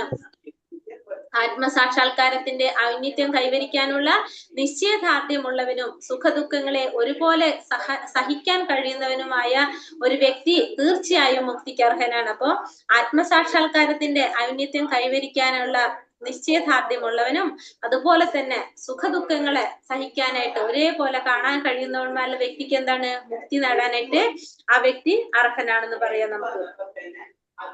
നാസതോ വിദ്യതേ ഭാവോ നാഭാവോ വിദ്യതേ സതഃ ഉഭയോരപി ദൃഷ്ടേന്ദ സ്വനയസ്തത്വദർശിഭിഃ. ഇല്ലാത്തതായ ഒന്ന്, അതേതാണ്? ഭൗതിക ശരീരം, അതിന് നിലനിൽപ്പില്ല. സനാതനമായതിന്, അതായത് ആത്മാവിന് നാശവുമില്ല. തത്വദർശികൾ ഇത് കണ്ടറിഞ്ഞവരത്രേ. രണ്ടിന്റെയും സ്വഭാവങ്ങൾ അറിഞ്ഞതിനു ശേഷമാണ് അവർ ഈ വസ്തുത അംഗീകരിച്ചത്. അപ്പൊ ഇല്ലാത്തതാണ് നമ്മൾ ഈ ഭൗതിക ശരീരം എന്ന് വെച്ചാൽ നിലനിൽപ്പില്ലാത്തതാണ്. അത് നശിക്കാനുള്ളതാണ്. ആത്മാവ് എന്ന് പറഞ്ഞാൽ അത് നാശമില്ലാത്തതാണ്. ഈ സത്യം കണ്ടറിഞ്ഞ ആ തത്വദർശികള് അത് മനസ്സിലാക്കിയതാണ്. അത് മനസ്സിലാക്കിയതിന് ശേഷമാണ് അവരെന്ത് ചെയ്തത്? ഈ വസ്തുത അംഗീകരിച്ചത്. എന്നത് മനസ്സിലായതിനു ശേഷമാണ് അവരത് അംഗീകരിച്ചത്. ആത്മാവും ദ്രവ്യവും തമ്മിലുള്ള വ്യത്യാസമാണിത്. സ്വാഭാവികമായി ശരീരം നിരന്തരം മാറിക്കൊണ്ടിരിക്കുന്നതും ആത്മാവ് ശാശ്വതമാണ്. നമുക്കറിയാം ശരീരത്തിന് എന്താണ് നിരന്തരം മാറ്റങ്ങൾ സംഭവിച്ചു കൊണ്ടിരിക്കുന്നതാണ്. പക്ഷെ ആത്മാവ് മാറ്റമില്ലാതെ തുടരുന്നതാണ്. ആത്മാവ് ആ ശരീരം നശിക്കുമ്പോ അടുത്ത ശരീരത്തിലേക്ക് പ്രവേശിക്കുന്നു. പക്ഷെ ശരീരത്തിന് എന്താണ് നാശം സംഭവിക്കുന്നതാണ്. പക്ഷെ ശാശ്വതനാണ്, അതിനൊരിക്കലും നാശം സംഭവിക്കുന്നില്ല. അജ്ഞാനത്തിന് അടിമപ്പെട്ട പരിഭ്രാന്തരാകുന്ന ജീവാത്മാക്കൾക്ക് വേണ്ടി ഭഗവാൻ നൽകുന്ന ഉപദേശം ഇവിടെ ആരംഭിക്കുകയാണ്.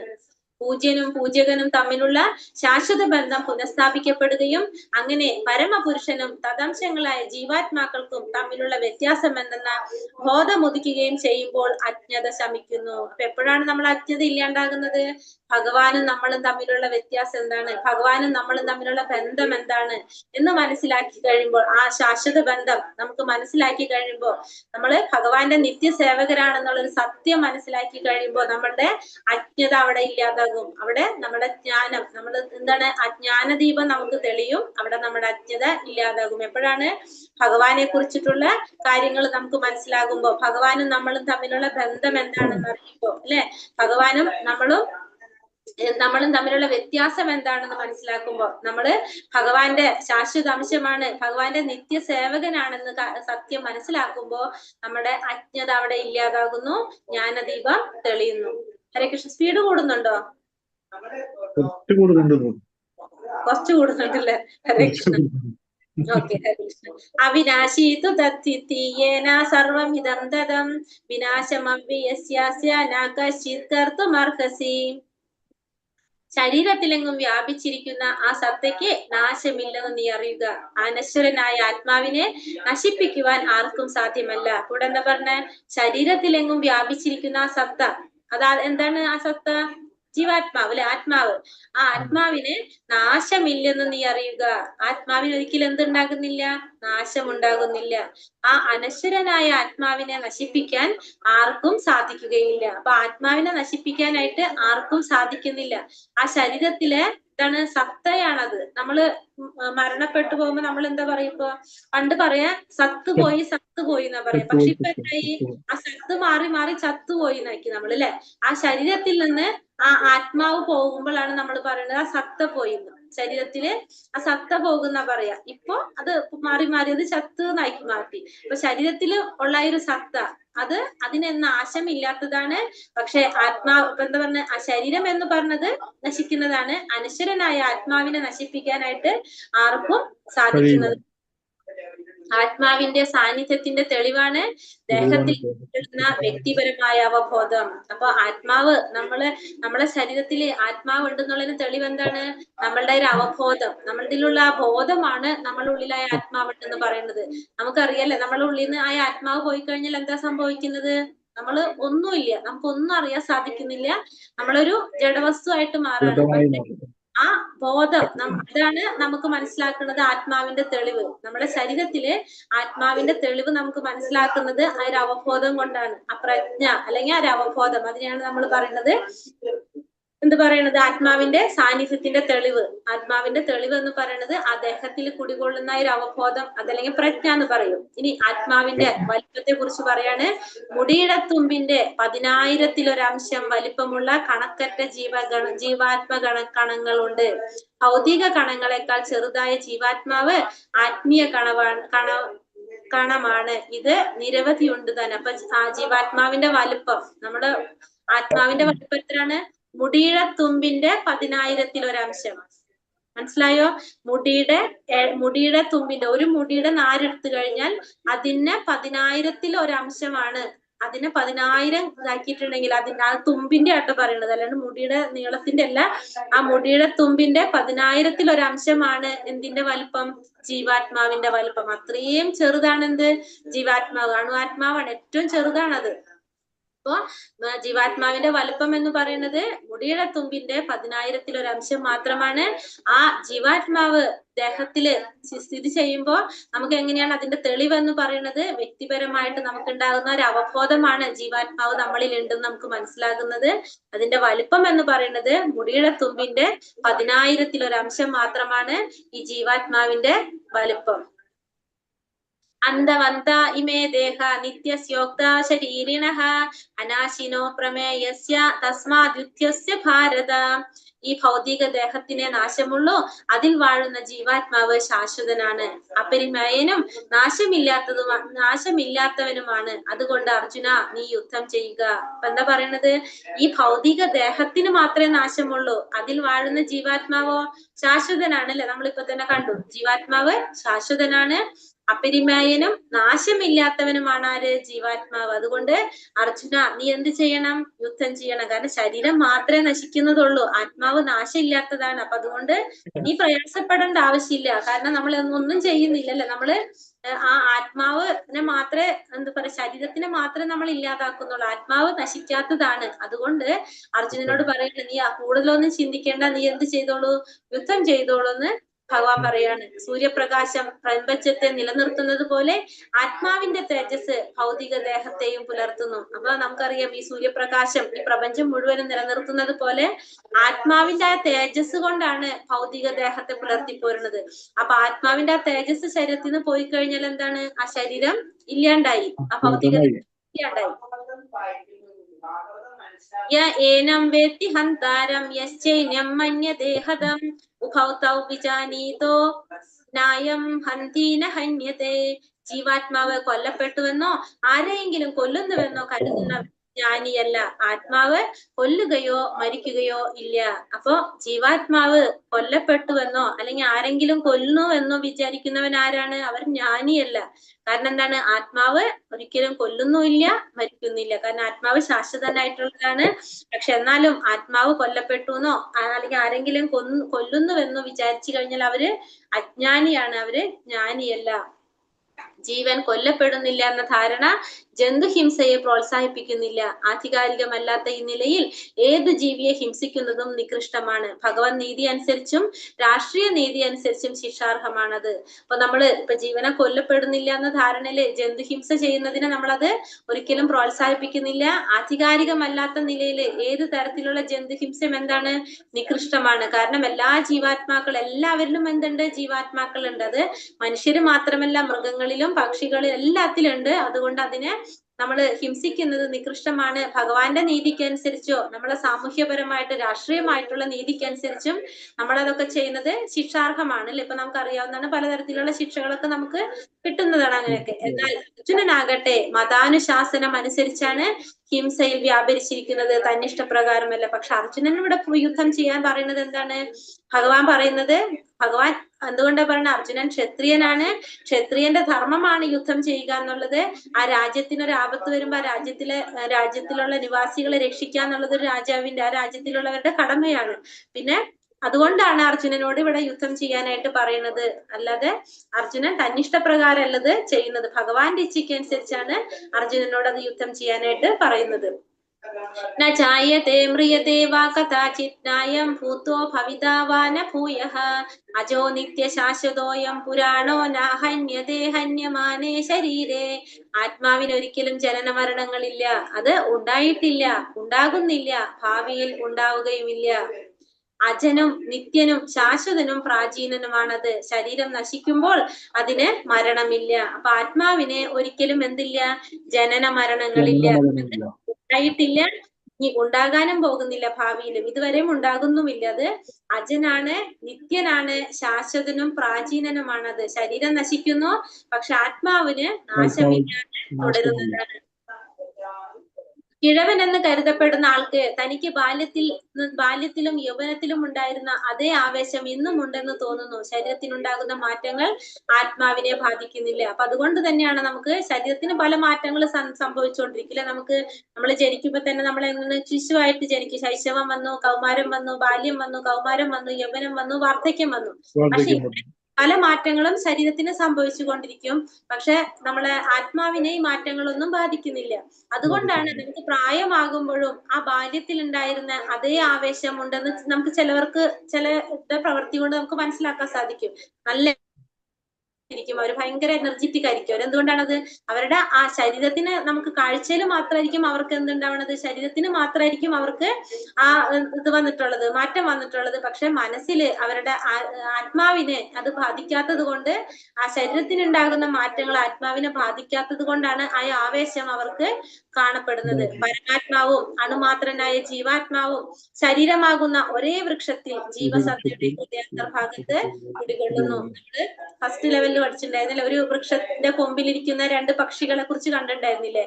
ഒന്ന് ജീവാത്മാവും ഒന്ന് പരമാത്മാവും. ഓർമ്മയുണ്ടോ? രണ്ട് പക്ഷികളെ കുറിച്ച് പറഞ്ഞത് ജീവാത്മാവും പരമാത്മാവുമായിട്ടുള്ള രണ്ട് പക്ഷികള്. ഒരു പക്ഷി എന്താണ്, ആ വൃക്ഷത്തിൽ ഇരുന്നു കൊണ്ട് ഒച്ചമ്പാളം ഉണ്ടാക്കിയിട്ട് ആ വൃക്ഷത്തിലെ ഫലങ്ങൾ കഴിച്ചുകൊണ്ടിരിക്കുന്നു. മറ്റേ പക്ഷി ആ ജീവാത്മാവ് ചെയ്യുന്ന, ആ പക്ഷി ചെയ്യുന്ന കാര്യങ്ങള് ശ്രദ്ധിച്ചുകൊണ്ട് ായിട്ടിരിക്കുന്ന ഒരു പക്ഷി. ഓർമ്മയുണ്ടോ പിക്ചർ? അതാണ് നമ്മൾ പറഞ്ഞ പരമാത്മാവും അണുമാത്രനായ ജീവാത്മാവും ശരീരമാകുന്ന ഒരേ വൃക്ഷത്തില് ജീവസത്തയുടെ ഹൃദയാന്തർഭാഗത്ത് കുടികൊള്ളുന്നതാണ്. ജീവാത്മാവും ഉണ്ട് അവിടെ, പരമാത്മാവും ഉണ്ട്. വേദാ വിനാശിനം നിത്യം യ ഏനാമജമവ്യയം കഥം സാ പുരുഷ പാർത്ഥ കം ഘാതയതി ഹന്തികം. അല്ലയോ പാർത്ഥ, ആത്മാവ് നാശമില്ലാത്തവനും അജനും പരിണാമങ്ങളില്ലാത്തവനുമാണെന്നറിയുന്ന ഒരാൾക്ക് ആരെയെങ്കിലും കൊല്ലാനോ കൊലയ്ക്ക് പ്രേരിപ്പിക്കാനോ എങ്ങനെ കഴിയും? അർജുനനോട് ചോദിക്കാണ്, ആത്മാവ് നാശമില്ലാത്തവനും അജനുമാണ് പരിണാമങ്ങളില്ലാത്തവനുമാണെന്ന് അറിയുന്ന ഒരാൾക്ക് എങ്ങനെയാണ് ഒരാളെ കൊല്ലാനോ കൊലയ്ക്ക് പ്രേരിപ്പിക്കാനോ കഴിയുന്നത്? എങ്ങനെയാണ്? കാരണം ആത്മാവിന് ഒന്നും സംഭവിക്കുന്നില്ല, അത് മാറ്റങ്ങളൊന്നും സംഭവിക്കുന്നില്ല, ഒന്നും ഇല്ല. അതിന് കൊല്ലാനും പറ്റില്ല, പ്രേരിപ്പിക്കാനും പറ്റില്ല. അപ്പൊ എങ്ങനെയാണ് നമുക്ക് ചെയ്യാനായിട്ട് സാധിക്കുക എന്ന് അർജുനനോട് ചോദിക്കണം. അപ്പൊ അതുകൊണ്ട് ഇതൊന്നും ചിന്തിക്കേണ്ട എന്നാണ് അർജുനനോട് പറയുന്നത്. സമാധാനപ്രിയനായ ജഡ്ജി ഒരു ഘാതകന് മരണശിക്ഷ വിധിച്ചാൽ അതിന് അദ്ദേഹത്തെ കുറ്റപ്പെടുത്താനായിട്ട് വയ്യ. കാരണം നീതിശാസ്ത്രാനുസൃതമായാണ് അദ്ദേഹം ഒരാളെ ഹിംസിക്കാനായിട്ട് ആജ്ഞാപിക്കുന്നത്. ഒരു ഘാതകൻ അയാൾ ചെയ്ത കൊടുപാപത്തിന്റെ ഫലം അടുത്ത ജന്മം അനുഭവിക്കാൻ ഇടവരാതിരിക്കാൻ മരണശിക്ഷയ്ക്ക് വിധിക്കണം. അപ്പൊ നമുക്ക് ഒരു ജഡ്ജി, നമ്മളെ നീതിമാനായിട്ടുള്ള സമാധാനപ്രിയനായിട്ടുള്ള ഒരു ജഡ്ജി ഒരു ഘാതകൻ, ഒരു കൊലയാളിക്ക് മരണശിക്ഷ വിധിച്ചു കഴിഞ്ഞാൽ ഈ ജന്മത്തില് അയാൾ ആ ശിക്ഷ അനുഭവിച്ചു, പിന്നെ വീണ്ടും അയാൾക്ക് അടുത്ത ജന്മത്തിൽ ആ ശിക്ഷ അനുഭവിക്കേണ്ടതായിട്ട് വരുമോ? അപ്പോ ഹരേ കൃഷ്ണ. കാരണം ആ ഘാതകൻ എന്താണ്, ഈ ജന്മത്തിൽ തന്നെ അതിന്റെ ശിക്ഷ കൊടുത്തില്ല. അയാള് നമ്മളിപ്പോ തൂക്കി കൊല്ലാനായിട്ട് വിധിച്ചു, കൊടും പാപം ചെയ്തതിന് മരണശിക്ഷ വിധിച്ചു കഴിഞ്ഞു ഓൾറെഡി. അപ്പൊ ആ ശിക്ഷ അയാൾ അനുഭവിച്ചു കഴിഞ്ഞു. അപ്പൊ വീണ്ടും ജന്മം എടുക്കുമ്പോ ഈ ചെയ്ത ജന്മത്തിന്റെ ശിക്ഷ അയാൾക്ക് അനുഭവിക്കേണ്ട, കാരണം ഇയാള് ഓൾറെഡി അതിന്റെ ശിക്ഷ അനുഭവിച്ചു കഴിഞ്ഞു. വീണ്ടും അയാൾക്ക് ആ ചെയ്ത പാപത്തിന്റെ ഫലം അനുഭവിക്കേണ്ടതായിട്ട് വരുന്നില്ല. മാംസാസി ജീർണാനി യഥാ വിഹായ നവാനി ഗൃഹണാതി നരോപരാണി തഥാ ശരീരാണി വിഹായ ജീർണോ നന്യാനി സംയാതി നവാനി ദേഹി. പഴകിയ ഉടുപ്പുകൾ മാറ്റി പുതിയവെടുത്തണിയുന്നത് പോലെ ജീർണിച്ച് ഉപയോഗിക്കാൻ കൊള്ളാത്തതായ ഭൗതിക ശരീരങ്ങൾ ഉപേക്ഷിച്ച് ദേഹി പുതുദേഹങ്ങൾ സ്വീകരിക്കുന്നു എന്ന് പറയണേ. പഴകിയ ഉടുപ്പുകൾ മാറ്റി പുതിയ ഉടുപ്പ് എടുത്തണിയുന്നത് പോലെ ജീർണിച്ച് ഉപയോഗിക്കാൻ കൊള്ളാത്തതായിട്ടുള്ള ശരീരങ്ങൾ ഉപേക്ഷിച്ച് ദേഹി പുതുദേഹങ്ങൾ സ്വീകരിക്കുന്നു. എന്താ, പഴയ ഡ്രസ്സുകൾ മാറ്റിയിട്ട്, നമുക്ക് കേടായ ഡ്രസ്സ് മാറ്റിയിട്ട് നമ്മൾ പുതിയ ഡ്രസ്സ് എടുത്തണിയും അല്ലെ? അതേപോലെ തന്നെ എന്ത് ചെയ്യാണ്, പുതിയ ശരീരം പഴയ ശരീരത്തെ മാറ്റി പുതിയ ശരീരത്തിലേക്ക് ദേഹി പ്രവേശിക്കുക. ദേഹി ആരാണ് ഇവിടെ? ദേഹി ഈ ഒരു വേർഡ് പഠിക്കും. ദേഹി ഉപേക്ഷിച്ച് ദേഹി എന്ന് പറഞ്ഞ ആത്മാവ്. അപ്പൊ ആത്മാവ് എങ്ങനെയാണോ നമ്മൾ പഴയ ഡ്രസ്സ് മാറ്റിയിട്ട് പുതിയ ഡ്രസ്സ് എടുക്കുന്നത്, അതേപോലെ തന്നെ ആത്മാവ് എന്ത് ചെയ്യും, അതിന് ഉപയോഗിക്കാൻ പറ്റാത്തൊരവസ്ഥ വരുമ്പോ ആ ശരീരം മാറ്റിയിട്ട് വേറൊരു ശരീരം സ്വീകരിക്കുകയാണ് ഇവിടെ ചെയ്യുന്നത്. അണുമാത്രനായ ജീവാത്മാവിനെ മറ്റൊരു ശരീരത്തിലേക്ക് മാറ്റം സാധ്യമാകുന്നത് പരമാത്മാവിന്റെ കാരുണ്യം കൊണ്ടാണ്. ഒരു സുഹൃത്ത് ആത്മമിത്രത്തിന്റെ അഭിഷ്ടം നിറവേറ്റി കൊടുക്കുന്നത് പോലെ പരമാത്മാവ് അണുമാത്രനായ ജീവാത്മാവിന്റെ ഇഷ്ടം സാധിച്ചു കൊടുക്കുന്നു. അപ്പോ ഇത് നടക്കുന്നത് എങ്ങനെയാണ്? ഭഗവാന്റെ കാരുണ്യം കൊണ്ടാണ് അത് നടക്കുന്നത്. അതല്ലാതെ ഒരു ശരീരത്തിൽ നിന്ന് മറ്റൊരു ശരീരത്തിലേക്ക് തന്നിഷ്ടത്തിന് പോകാൻ ആർക്ക് സാധിക്കില്ല? ജീവാത്മാവിന് സാധിക്കില്ല. ഒരു ശരീരത്തോണ്ട് പ്രവർത്തിക്കാൻ സാധിക്കാതെ വരുമ്പോ ജീവാത്മാവ് അടുത്ത ശരീരം സ്വീകരിക്കുന്നത് ആരുടെ കാരുണ്യം കൊണ്ടാണ്? ഭഗവാന്റെ കാരുണ്യം. ഒരു സുഹൃത്ത് ആത്മമിത്രത്തിന്റെ അഭിഷ്ടം നിറവേറ്റി കൊടുക്കുന്നത് പോലെ. കാരണം നമുക്കറിയാലോ ഈ രണ്ടുപേരും എവിടെ ഇരിക്കുന്നത്? നമ്മുടെ വൃക്ഷത്തിൽ രണ്ട് പക്ഷികളാണെന്ന് കണ്ടില്ലേ നമ്മള്? നമ്മളുടെ ഹൃദയത്തിലിരിക്കുന്ന രണ്ട് പക്ഷികളാണ്. അപ്പൊ ആ പരമാത്മാവ് എന്ത് ചെയ്യുന്നത്? ആ അണുമാത്രനായ ജീവാത്മാവിന്റെ ഇഷ്ടം സാധിച്ചു കൊടുക്കുകയാണ് ചെയ്യുന്നത്. ഒരേ വൃക്ഷത്തിന്മേലാണ് രണ്ടുപേര് ഇരിക്കുന്നതെങ്കിലും ഭോക്താവായ പക്ഷി ഉത്കണ്ഠാകുലനും ദുഃഖിതനുമാണ്. ആരാണ് ഭോക്താവായിട്ടുള്ള പക്ഷി? ജീവാത്മാവോടെ ഉത്കണ്ഠാകുലനാണ്, ദുഃഖിതനാണ്. എങ്കിലും പരമപ്രഭുവായ സുഹൃത്തിന് നേരെ ദൃഷ്ടി തിരിക്കാനോ അദ്ദേഹത്തിന്റെ മഹിമകൾ അറിയാനോ ഇടവന്നാൽ ഉടനെ ക്ലേശിക്കുന്ന പക്ഷിയുടെ വ്യാകുലയിൽ നിന്ന് മുക്തനാകാൻ സാധിക്കും. പക്ഷെ അതെന്താണ്? തിരിഞ്ഞു നോക്കുന്നില്ല. അതവിടെ ഇരുന്നിട്ട് അതിന്റെ രീതിയിൽ അത് പ്രവർത്തിച്ചു കൊണ്ടേയിരിക്കുകയാണ്. പക്ഷെ ഒന്ന് തിരിഞ്ഞു പോലും നോക്കുന്നില്ല. പരമാത്മാവായിട്ടുള്ള ആ പക്ഷിയെ തിരിഞ്ഞു നോക്കുന്നില്ല. നോക്കിക്കഴിഞ്ഞാൽ തന്റെ ക്ലേശങ്ങളൊക്കെ മാറും, വ്യാകുലത എല്ലാം മാറി മുക്തി നേടാൻ സാധിക്കും. പക്ഷെ ഒരിക്കൽ പോലും തിരിഞ്ഞ് നോക്കുന്നില്ല. നൈനം ചിന്തന്തി ശസ്ത്രാണി നൈനം ദഹതി പാവകഃ ന ചൈനം ക്ലതയന്ത്യോപോ ന ശോഷായതി മാരുതഃ. ഇനി എന്താ പറയണത്? ആത്മാവിനെ ആയുധങ്ങൾക്ക് മുറിക്കാനാവില്ല, അഗ്നിക്ക് ദഹിപ്പിക്കാനോ വെള്ളത്തിന് നനയ്ക്കാനോ കാറ്റിനെ ശോഷിപ്പിക്കാനോ കഴിയില്ല. അറിയാലോ, നമുക്ക് ആത്മാവിനെ നമുക്ക് ഒന്നും ചെയ്യാൻ സാധിക്കില്ല, മുറിക്കാൻ സാധിക്കില്ല, ദഹിപ്പിക്കാൻ സാധിക്കില്ല, നനയ്ക്കാൻ സാധിക്കില്ല, കാറ്റുകൊണ്ട് ശോഷിപ്പിക്കാനോ ഒന്നും നമുക്ക് കഴിയില്ല. എത്ര ശാസ്ത്രീയങ്ങളായ ഉപകരണങ്ങൾ ഉണ്ടായാലും ആത്മാവിനെ കൂറുമുറിക്കാനോ നശിപ്പിക്കാനോ അവയ്ക്ക് സാധിക്കുകയില്ല. ഹരേ കൃഷ്ണ. മനസ്സിലാവുന്നുണ്ടല്ലോ അല്ലെ? ഫോളോ ചെയ്യാൻ പറ്റുണ്ടോ? ഹരേ കൃഷ്ണ ഹരേ കൃഷ്ണ കൃഷ്ണ കൃഷ്ണ ഹരേ ഹരേ രാമ രാമ രാമ ഹരേ ഹരേ. ഹരേ കൃഷ്ണ. ഒന്നും കൂടി. അപ്പൊ എല്ലാവരും ഒക്കെ ആയിട്ടിരുന്നോളൂ, അതെങ്കിൽ ശ്രദ്ധ പോയിട്ടുണ്ടെങ്കിൽ. അച്ഛേദ്യോ യമദ്യോ യമ ക്ലേദ്യോ ശോഷ്യ ഏവച നിത്യ സർവഗതസ്ഥാണു രചലോയം സനാതനഃ. ജീവാത്മാവിനെ മുറിക്കാനോ ദഹിപ്പിക്കാനോ കുതിർക്കാനോ ഉണക്കാനോ കഴിയില്ല. ശാശ്വതനും സർവഗത ഗമിക്കാൻ കഴിവുള്ളവനും പരിണാമങ്ങൾക്ക് അതീതനും അജഞ്ചലനും നിത്യനുമാണ് ആത്മാവ്. അപ്പൊ ആത്മാവ് എങ്ങനെയാണ്? ആത്മാവിനെ മുറിക്കാൻ സാധിക്കില്ല, ദഹിപ്പിക്കാൻ സാധിക്കില്ല, കുതിർക്കാനൊന്നും കഴിയില്ല. അത് ശാശ്വതനാണ്, സർവഗത ഗമിക്കാൻ കഴിവുള്ളവനാണ്, പരിണാമങ്ങൾക്ക് അതീതനാണ്, അചഞ്ചലനും നിത്യനുമാണ് എന്ത്? ആത്മാവ് എന്ന് പറയുന്നത്. ആത്മാവ് ശാശ്വതമായിട്ടുള്ളതാണ്, അതിനെ നമുക്ക് ഒന്നും ചെയ്യാനായിട്ട് സാധിക്കില്ല. വ്യക്തിത്വമാർന്ന ജീവാത്മാവ് ഒരിക്കലും പരമാത്മാവിൽ ലയിക്കുന്നില്ല. ഭൗതിക കൽമഷങ്ങളിൽ നിന്നും മുക്തനായ ജീവാത്മാവ് പരമദിവ്യോത്തമ പുരുഷന്റെ ഭഗവാന്റെ ജ്യോതി പ്രസരണത്തിൽ ഒരു ആത്മീയ സ്ഫുലിംഗമായി നിലകൊള്ളാൻ ഇഷ്ടപ്പെട്ടേക്കാം. പക്ഷെ ബുദ്ധിമാന്മാരായ ജീവാത്മാക്കൾ ഭഗവത് സംഗമത്തിന് വേണ്ടി ആത്മീയ ഗ്രഹങ്ങളിലേക്ക് കടക്കുക തന്നെ ചെയ്യും. അപ്പോ നമ്മള് 3 തരത്തിലുള്ള സാക്ഷാത്കാരം കണ്ടിട്ടുണ്ടായിരുന്നു അല്ലെ? ഭഗവാന്റെ ഏതൊക്കെയായിരുന്നു 3 സാക്ഷാത്കാരം? ബ്രഹ്മസാക്ഷാത്കാരം, പരമാത്മ സാക്ഷാത്കാരം, ഭഗവത് സാക്ഷാത്കാരം. സാക്ഷാത്കാരം അല്ലെ? 3 തരത്തിലുള്ള സാക്ഷാത്കാരം കണ്ടിട്ടുണ്ടായിരുന്നു. അതിലെ വ്യക്തിത്വമാർന്ന ജീവാത്മാവ് ഒരിക്കലും പരമാത്മാവിൽ ലയിക്കാനായിട്ട് ലയിക്കുന്നില്ല. എന്താണ് പറഞ്ഞത്? ഭൗതിക കൽമഷങ്ങളിൽ നിന്ന് മുക്തനായ ജീവാത്മാവ് എന്തിലാണ് ലയിക്കുന്നത്? ഭഗവാന്റെ ആ ജ്യോതിസില് നിലകൊള്ളാനാണ് അവർ ഇഷ്ടപ്പെടുന്നത്. പക്ഷെ ബുദ്ധിമാന്മാരായിട്ടുള്ള ജീവാത്മാക്കൾ എന്ത് ചെയ്യും? ഭഗവാന്റെ സംഗമത്തിന് വേണ്ടിയിട്ടാണ് ശ്രമിക്കുന്നത്, ഭഗവത് സംഗമത്തിന് വേണ്ടിയിട്ട്, അതായത് ഭഗവാനെ പ്രാപിക്കാൻ വേണ്ടിയിട്ടാണ് ബുദ്ധിമാന്മാരായിട്ടുള്ള ജീവാത്മാക്കള് ശ്രമിക്കുന്നത്. പക്ഷെ അല്ലാത്തവരെന്താണ്? ഭഗവാന്റെ ജ്യോതിയിൽ ലയിക്കാനാണ് നോക്കുന്നത്. അവ്യക്തോയമചിന്യോയമാവികാര്യമുച്യത്തെ തസ്മാദേവം വിദിത്വൈനം നാനുശോചിതുമർഹസി. അദൃശ്യനും അചിന്ത്യനും മാറ്റമില്ലാത്തവനുമാണ് ആത്മാവ്. ഇതറിയുന്നത് കൊണ്ട് നീ ശരീരത്തെ കുറിച്ച് ദുഃഖിക്കരുത്. അചിന്ത്യനാണ്, അദൃശ്യനാണ്, പിന്നെ മാറ്റമില്ലാത്തതുമാണ് എന്ത്? ആത്മാവ് എന്ന് പറയുന്നത്. നമുക്ക് കാണാനും സാധിക്കില്ല, അചിന്ത്യനുമാണ്, നമ്മുടെ ചിന്തകൾക്ക് അപ്പുറത്താണ്, അതുപോലെ തന്നെ മാറ്റമില്ലാത്തതുമാണ് ആത്മാവ്. ഇതറിയുന്നത് കൊണ്ട് നീ എന്ത് പാടില്ല? ഈ ശരീരത്തെ കുറിച്ച് ദുഃഖിക്കാനായിട്ട് പാടില്ല. ഏറ്റവും ശക്തിമത്തായ സൂക്ഷ്മദർശിനിലൂടെയും കാണാനാവാത്ത വിധം സൂക്ഷ്മതമമാണ് ആത്മാവ്. തന്മൂലം അത് അദൃശ്യമാണ്. മാനുഷിക പരീക്ഷണങ്ങളിലൂടെയുള്ള വിജ്ഞാനം കൊണ്ട് ആത്മാവിനെ മനസ്സിലാക്കാൻ പറ്റില്ല. ആത്മാവ് ബോധവും അവബോധവും ഉള്ളതാകുന്നു എന്ന് വേദങ്ങൾ ഘോഷിക്കുന്നു. ഇത് അംഗീകരിച്ചേ പറ്റൂ. ആത്മാവിന് എന്തുണ്ട്? ബോധമുണ്ട്, അവബോധമുണ്ട്. അതായത് ആത്മാവിന് ബോധമുള്ളതാണ്. അത് വേദങ്ങളിൽ പറയുന്നുണ്ട്, അത് നമ്മൾ അംഗീകരിച്ചേ പറ്റൂ. അഥ ചൈനം നിത്യജാതം വാമന്യസേ മൃതം തഥാപി ത്വം മഹാബാഹോ നൈവം ശോചിതുമർഹസി. അതല്ല ആത്മാവ്, അതായത് ജീവന്റെ ലക്ഷണം കാണിക്കുന്ന അല്ലെ, ആത്മാവ് ജനിക്കുകയും എന്നേക്കുമായി മരിക്കുകയും ചെയ്യുന്നു എന്നതാണ് നിന്റെ വിശ്വാസമെങ്കിൽ തന്നെയും മഹാബാഹോ നിനക്ക് ദുഃഖിക്കാനില്ല. ഇനി അതല്ല, ഇപ്പൊ ഇത്രയും നേരം അർജുനനോട് പറഞ്ഞു കൊടുത്തു ആത്മാവ് നശിക്കുന്നില്ല, ആത്മാവ് ശാശ്വതരായിട്ടുള്ളതാണെന്നൊക്കെ പറഞ്ഞു. ഇനി അതല്ല നിന്റെ വിശ്വാസം ആത്മാവ് ജനിക്കുകയും ചെയ്യും മരിക്കുകയും ചെയ്യുന്നതാണ് എന്നുണ്ടെങ്കിൽ തന്നെയും നിനക്ക് ദുഃഖിക്കേണ്ട ആവശ്യമില്ല. എന്താ പറയണേ, ശരീരത്തിൽ നിന്ന് ഭിന്നമായി ആത്മാവില്ലെന്ന് വിശ്വസിക്കുന്ന ഏതാണ്ട് ബുദ്ധമതക്കാരെ പോലുള്ള ഒരു വിഭാഗം ചിന്തകരുണ്ട്. നമുക്കറിയാലോ ബുദ്ധമതത്തിൽ എന്താ പറഞ്ഞ, ആത്മാവ് ശരീരം ഒന്നാണെന്ന് വിശ്വസിക്കുന്നവരാണ് അവര്.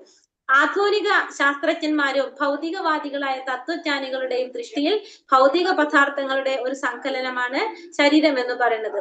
മഹാബാഹോ, കൈക്കരുത്തുള്ളവനെ, വൈദിക ധർമ്മത്തിനെതിരായ വൈഭാഷിക സിദ്ധാന്തത്തെ അർജുനൻ അംഗീകരിച്ചില്ല.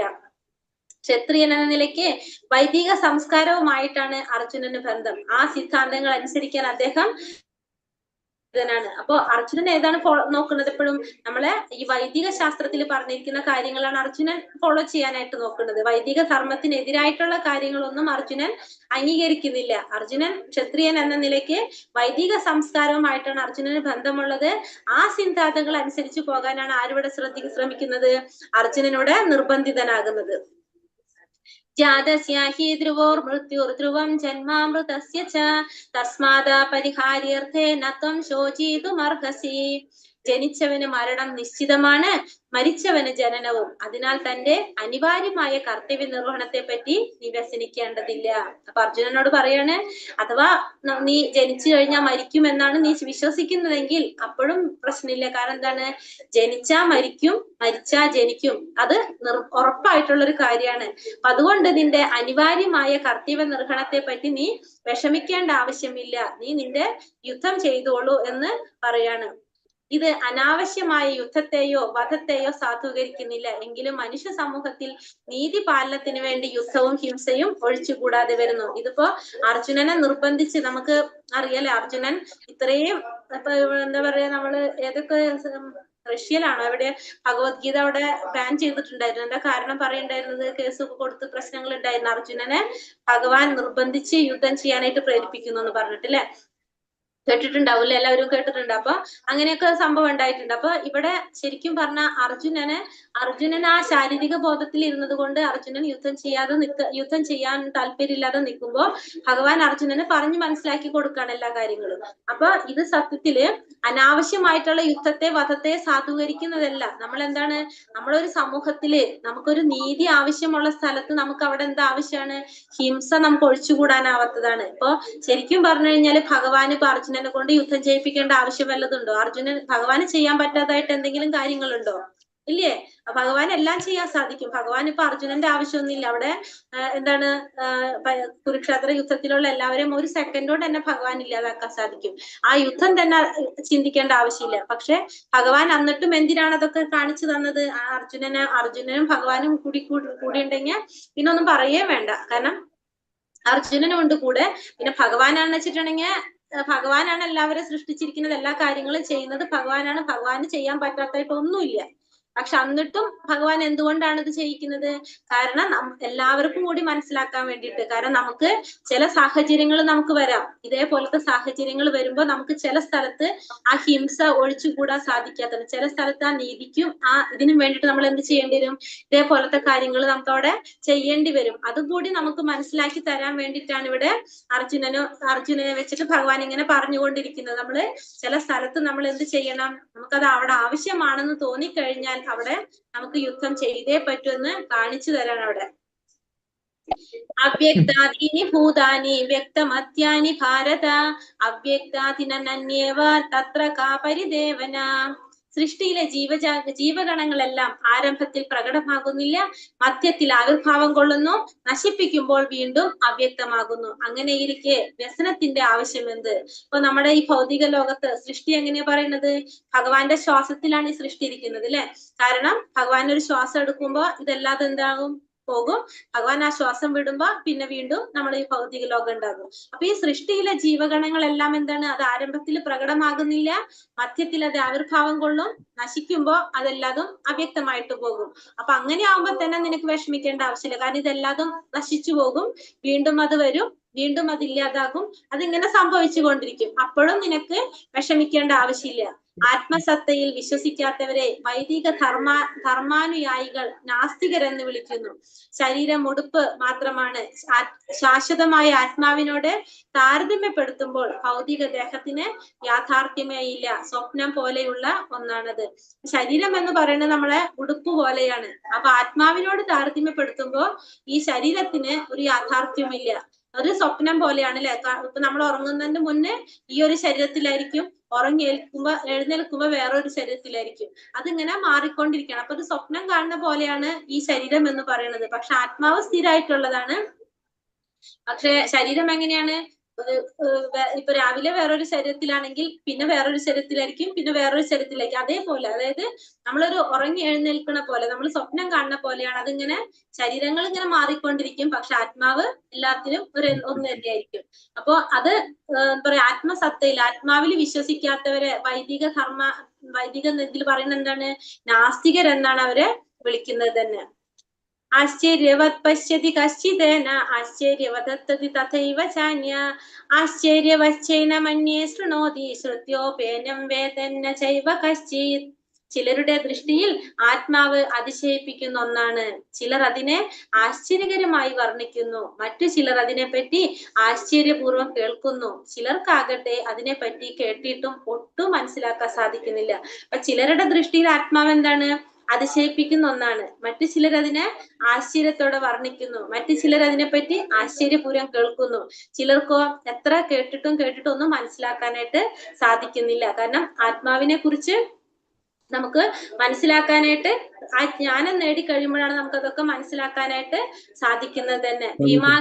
ഒരു മൃഗത്തിന്റെ ശരീരത്തിലും പടുകൂറ്റൻ വടവൃക്ഷത്തിലും ഒരു ഇഞ്ച് മാത്രം വരുന്ന സ്ഥലത്ത് ഉൾക്കൊള്ളുന്ന കോടാനുകോടി അതിസൂക്ഷ്മങ്ങളായ ജീവാണുക്കൾ ഓരോന്നിലും അണുമാത്രനായ ആത്മാവ് കുടികൊള്ളുന്നു എന്നുള്ളത് വിസ്മയകരമായ ഒരു കാര്യമാണ്. നമ്മളിപ്പോ ഇതിൽ മനസ്സിലാക്കുമ്പോഴാണ് നമ്മളത് അറിയുന്നത്. എങ്ങനെയാണ് എല്ലാവരിലും, നമ്മൾ മനുഷ്യരിൽ മാത്രമല്ല, ഓരോ മൃഗങ്ങളിലും എല്ലാത്തിലും എന്തുണ്ട്, ഈ ജീവാത്മാവുണ്ട്. എല്ലാത്തിലും ഈ കോടാനുകോടി അതിസൂക്ഷ്മങ്ങളായ ജീവാത്മാക്കൾ ഓരോന്നിലും എന്തുണ്ട്, ഈ ജീവാത്മാവുണ്ട് എന്ന് ചിന്തിക്കുന്ന നമുക്ക് അതിശയിപ്പിക്കുന്ന ഒരു കാര്യമാണത്.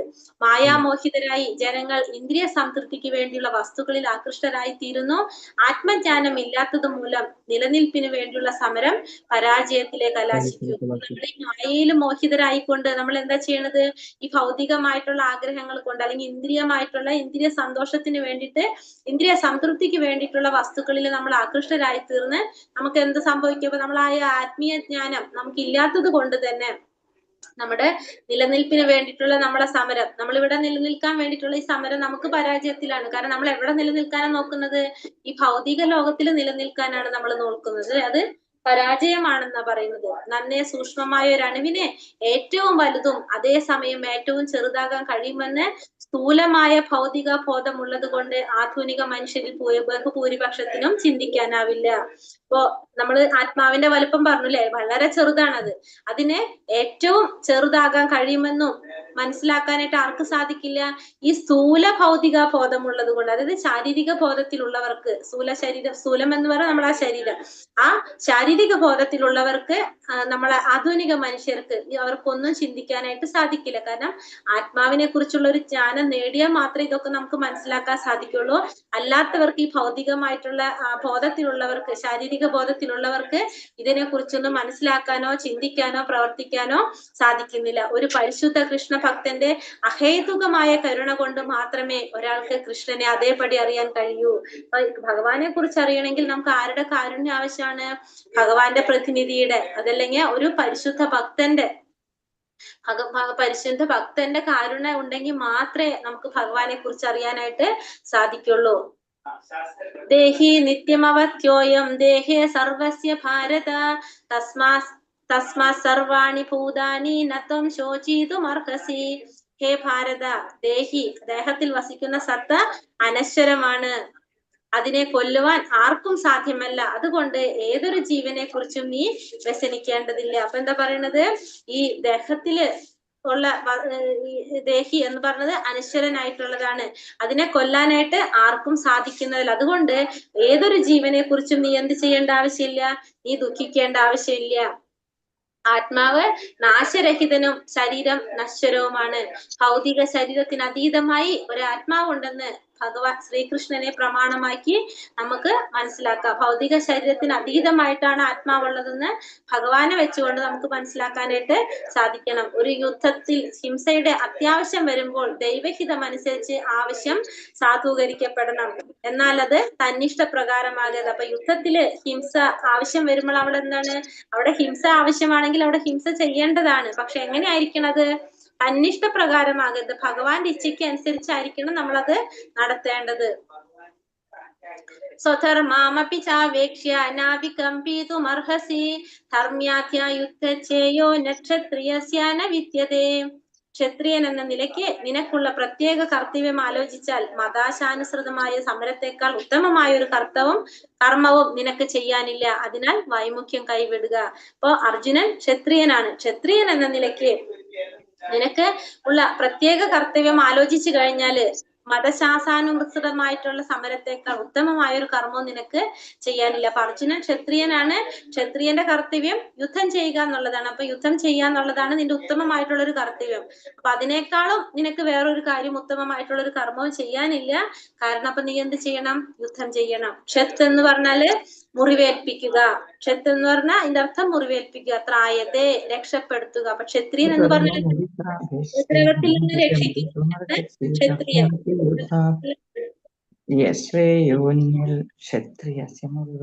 ഉപദ്രവത്തിൽ നിന്ന് രക്ഷിക്കുന്നവനെയാണ് ക്ഷത്രിയൻ എന്ന് വിളിക്കുന്നത്. അപ്പൊ രണ്ട് തരത്തില് സ്വധർമ്മം ഉണ്ട് നമുക്ക്. ഒന്ന്, മുക്തനാകാത്തിടത്തോളം കാലം നമ്മൾ എന്ത് ചെയ്യണം? അതായത് നമ്മൾ ഈ ഭൗതിക ലോകത്തിൽ നിൽക്കുമ്പോൾ നമ്മൾ മുക്തനാവാത്തിടത്തോളം കാലം മതപ്രമാണങ്ങൾ അനുസരിച്ച് ഓരോ ശരീരത്തിനും നിറവേറ്റേണ്ടതായിട്ടുള്ള കർമ്മങ്ങൾ ചെയ്യുക തന്നെ വേണം. എന്നാലേ നമുക്ക് മുക്തി ലഭിക്കുള്ളൂ. അതായത് ഏത് ധർമ്മങ്ങളാണ്? വർണ്ണാശ്രമ ധർമ്മങ്ങൾ. അപ്പൊ നമ്മള് വർണ്ണം, ആശ്രമം, 4 വർണ്ണങ്ങളും 4 ആശ്രമങ്ങളും ഉണ്ടല്ലോ. അത് നമ്മൾ എന്തിനു വേണ്ടിയിട്ടുള്ളതാണ്? നമ്മളുടെ ആത്മീയമായിട്ടുള്ള ഉന്നതിക്ക് വേണ്ടിയിട്ട് നമ്മൾ ചെയ്യേണ്ടതാണ്. അപ്പൊ ഓരോ ശരീരത്തിനും നിറവേണ്ടതായിട്ടുള്ള കർമ്മങ്ങൾ ഏതൊക്കെയാണോ നിറവേറ്റേണ്ടത് അത്തരം കർമ്മങ്ങൾ നമ്മൾ ചെയ്യേണ്ടത് അത്യാവശ്യമാണ്. അപ്പൊ ഒരു ധർമ്മം, സ്വധർമ്മത്തിൽ ഒരെണ്ണം അതാണ്. 2, മുക്തനായി കഴിഞ്ഞാലോ നമ്മളെ സ്വധർമ്മം എന്തായിട്ട് മാറും? ആത്മീയമായിട്ട് മാറും. അത് ഇപ്പൊ നമ്മളിവിടെ സ്വധർമ്മം എന്ന് പറഞ്ഞാൽ നമ്മൾ ഓരോരുത്തരും നമ്മുടെ ജീവിതത്തില് നമ്മൾ ഒരു മനുഷ്യ ജന്മം കിട്ടിക്കഴിഞ്ഞാൽ നമ്മൾക്ക് ചെയ്യേണ്ടതായിട്ടുള്ള കുറെ കർമ്മങ്ങൾ ചെയ്യാൻ പറയുന്നുണ്ടാവും നമുക്ക്. അത് ചെയ്യാനായിട്ട് നമ്മൾ ഓരോരുത്തരും ബാധ്യസ്ഥരാണ്. അതായത് നമ്മളുടെ വർണ്ണാശ്രമ വ്യവസ്ഥ, വർണ്ണാശ്രമ കാര്യങ്ങൾ, വർണ്ണങ്ങൾ 4 വർണ്ണങ്ങളും 4 ആശ്രമങ്ങളിലും പറഞ്ഞിരിക്കുന്ന അതിന്റെ അടിസ്ഥാനത്തിലുള്ള കർമ്മങ്ങൾ നമ്മൾ ചെയ്യണം. മുക്തി കിട്ടിക്കഴിഞ്ഞാൽ നമ്മൾ എന്ത് ചെയ്യണം? മുക്തനായി കഴിഞ്ഞാൽ നമ്മളുടെ സ്വധർമ്മം ആത്മീയമായിട്ട് തീരും. അപ്പൊ നമ്മള് ആ ചെയ്യുന്നതൊക്കെ എന്തായിട്ട് മാറണം? ആത്മീയമായിട്ട് ഭഗവത് സേവനം ചെയ്തുകൊണ്ട് നമ്മൾ പോകാണ് ചെയ്യുന്നത്. ശാരീരിക തലത്തിൽ സ്വധർമ്മത്തെ വർണ്ണാശ്രമ ധർമ്മം എന്ന് പറയുന്നു. അപ്പൊ നമ്മളിപ്പോ പറഞ്ഞ വർണ്ണാശ്രമ ധർമ്മമാണ് ശാരീരിക തലത്തിലുള്ള സ്വധർമ്മം എന്ന് പറയുന്നത്. ആത്മജ്ഞാനത്തിലേക്കുള്ള ചവിട്ടുപണിയാണിത്. അപ്പൊ ഈ വർണ്ണാശ്രമ വ്യവസ്ഥകളെല്ലാം എന്തിനു വേണ്ടിയിട്ടുള്ളതാണ്? ഈ സനാതന ധർമ്മം, വർണ്ണാശ്രമ ധർമ്മം എന്നൊക്കെ പറയുന്നത് എന്തിനു വേണ്ടിയിട്ടുള്ളതാണിത്? നമ്മളെ ആത്മീയമായിട്ടുള്ള ഉന്നമനത്തിന് വേണ്ടിയിട്ടുള്ളതാണ് വർണ്ണാശ്രമ വ്യവസ്ഥകൾ. 4 വർണ്ണങ്ങളുണ്ട്, 4 ആശ്രമങ്ങളുണ്ട് അല്ലെ? ഏതൊക്കെയാണ് 4 വർണ്ണങ്ങള്? ഹരേ കൃഷ്ണ. 4 വർണ്ണങ്ങൾ ഏതൊക്കെയാ? ക്ഷത്രിയർ, 4 ആശ്രമങ്ങളോ? ബ്രഹ്മചര്യം, ഗൃഹസ്ഥം, വാനപ്രസ്ഥം, സന്യാസം. അതാണ് 4 ആശ്രമങ്ങൾ. അപ്പൊ 4 വർണ്ണങ്ങളും 4 ആശ്രമങ്ങളും ഇതെന്തിനു വേണ്ടിയിട്ടാണ് സൃഷ്ടിച്ചിട്ടുള്ളത്?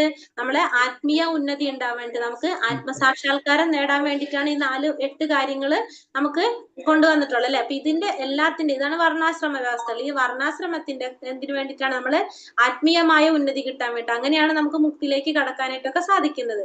അപ്പോ വർണ്ണാശ്രമധർമ്മം അഥവാ ശരീരപ്രകൃതികൾക്കനുസൃതമായ നിയത കർമ്മങ്ങൾ ചെയ്യുക എന്ന നിലയിലാണ് മാനവധർമ്മം ആരംഭിക്കുന്നത്. അപ്പൊ മാനവധർമ്മം നമ്മൾ ആരംഭിക്കുന്നതാണ് മാനവ സേവയാണ്. അതിലെ മാനവധർമ്മം, നമ്മളെ മാനവധർമ്മ സേവയല്ല, മാനവധർമ്മം, മനുഷ്യരുടെ ധർമ്മം ആരംഭിക്കുന്നത് എങ്ങനെയാണ്? ഈ വർണ്ണാശ്രമ ധർമ്മങ്ങൾ നമ്മൾ പാലിച്ചുകൊണ്ട്, നമ്മൾ ഈ പറഞ്ഞ 4 വർണ്ണം പ്രകാരം 4 ആശ്രമ പ്രകാരം നമുക്ക് ഓരോരുത്തർക്കും ചെയ്യേണ്ടതായിട്ടുള്ള ധർമ്മങ്ങള് നമ്മൾ പാലിക്കുക. അതാണ് നമുക്ക് പറഞ്ഞിരിക്കുന്ന നിയത കർമ്മങ്ങൾ നമ്മൾ ചെയ്യണം. അതിലൂടെ നമുക്ക് എന്ത് സാധിക്കുള്ളൂ? നമുക്ക് ആത്മീയമായിട്ടുള്ള പുരോഗതിയിലേക്ക് കടക്കാനായിട്ട് സാധിക്കുള്ളൂ. യദൃച്ഛയാ ചോപപന്നം സ്വർഗദ്വാരാമപാവൃതം സുഖിനാ ക്ഷത്രിയ പാർത്ഥ ലഭന്തെ യുദ്ധമീദൃശ്യം. പാർത്ഥ, യാദൃശ്ചികമായി ഇതുപോലെ ഒരു യുദ്ധത്തിന് അവസരം ലഭിക്കുന്ന ക്ഷത്രിയന്മാർ സന്തുഷ്ടരാണ്. എന്തെന്നാൽ സ്വർഗ കവാടം അവർക്ക് വേണ്ടി തുറക്കപ്പെട്ടിരിക്കുകയാണ്. അപ്പോ യാദൃശ്ചികമായിട്ട് ഇതുപോലെ യുദ്ധത്തിനൊരു അവസരം കിട്ടുന്ന ക്ഷത്രിയന്മാർ എപ്പോഴും എന്താണ്? സന്തുഷ്ടരാണ്. എന്തെന്നാൽ സ്വർഗ കവാടം അവർക്ക് വേണ്ടി തുറക്കപ്പെട്ടിരിക്കുന്ന കാരണം പറയുന്നത്, ക്ഷത്രിയന്റെ ധർമ്മം പ്രജകളെ ക്ലേശത്തിൽ നിന്ന് രക്ഷിക്കലാണ്. അതിനുവേണ്ടി നിയമാനുസൃതമായി അയാൾക്ക് ഹിംസയുടെ മാർഗം അവലംബിക്കാം.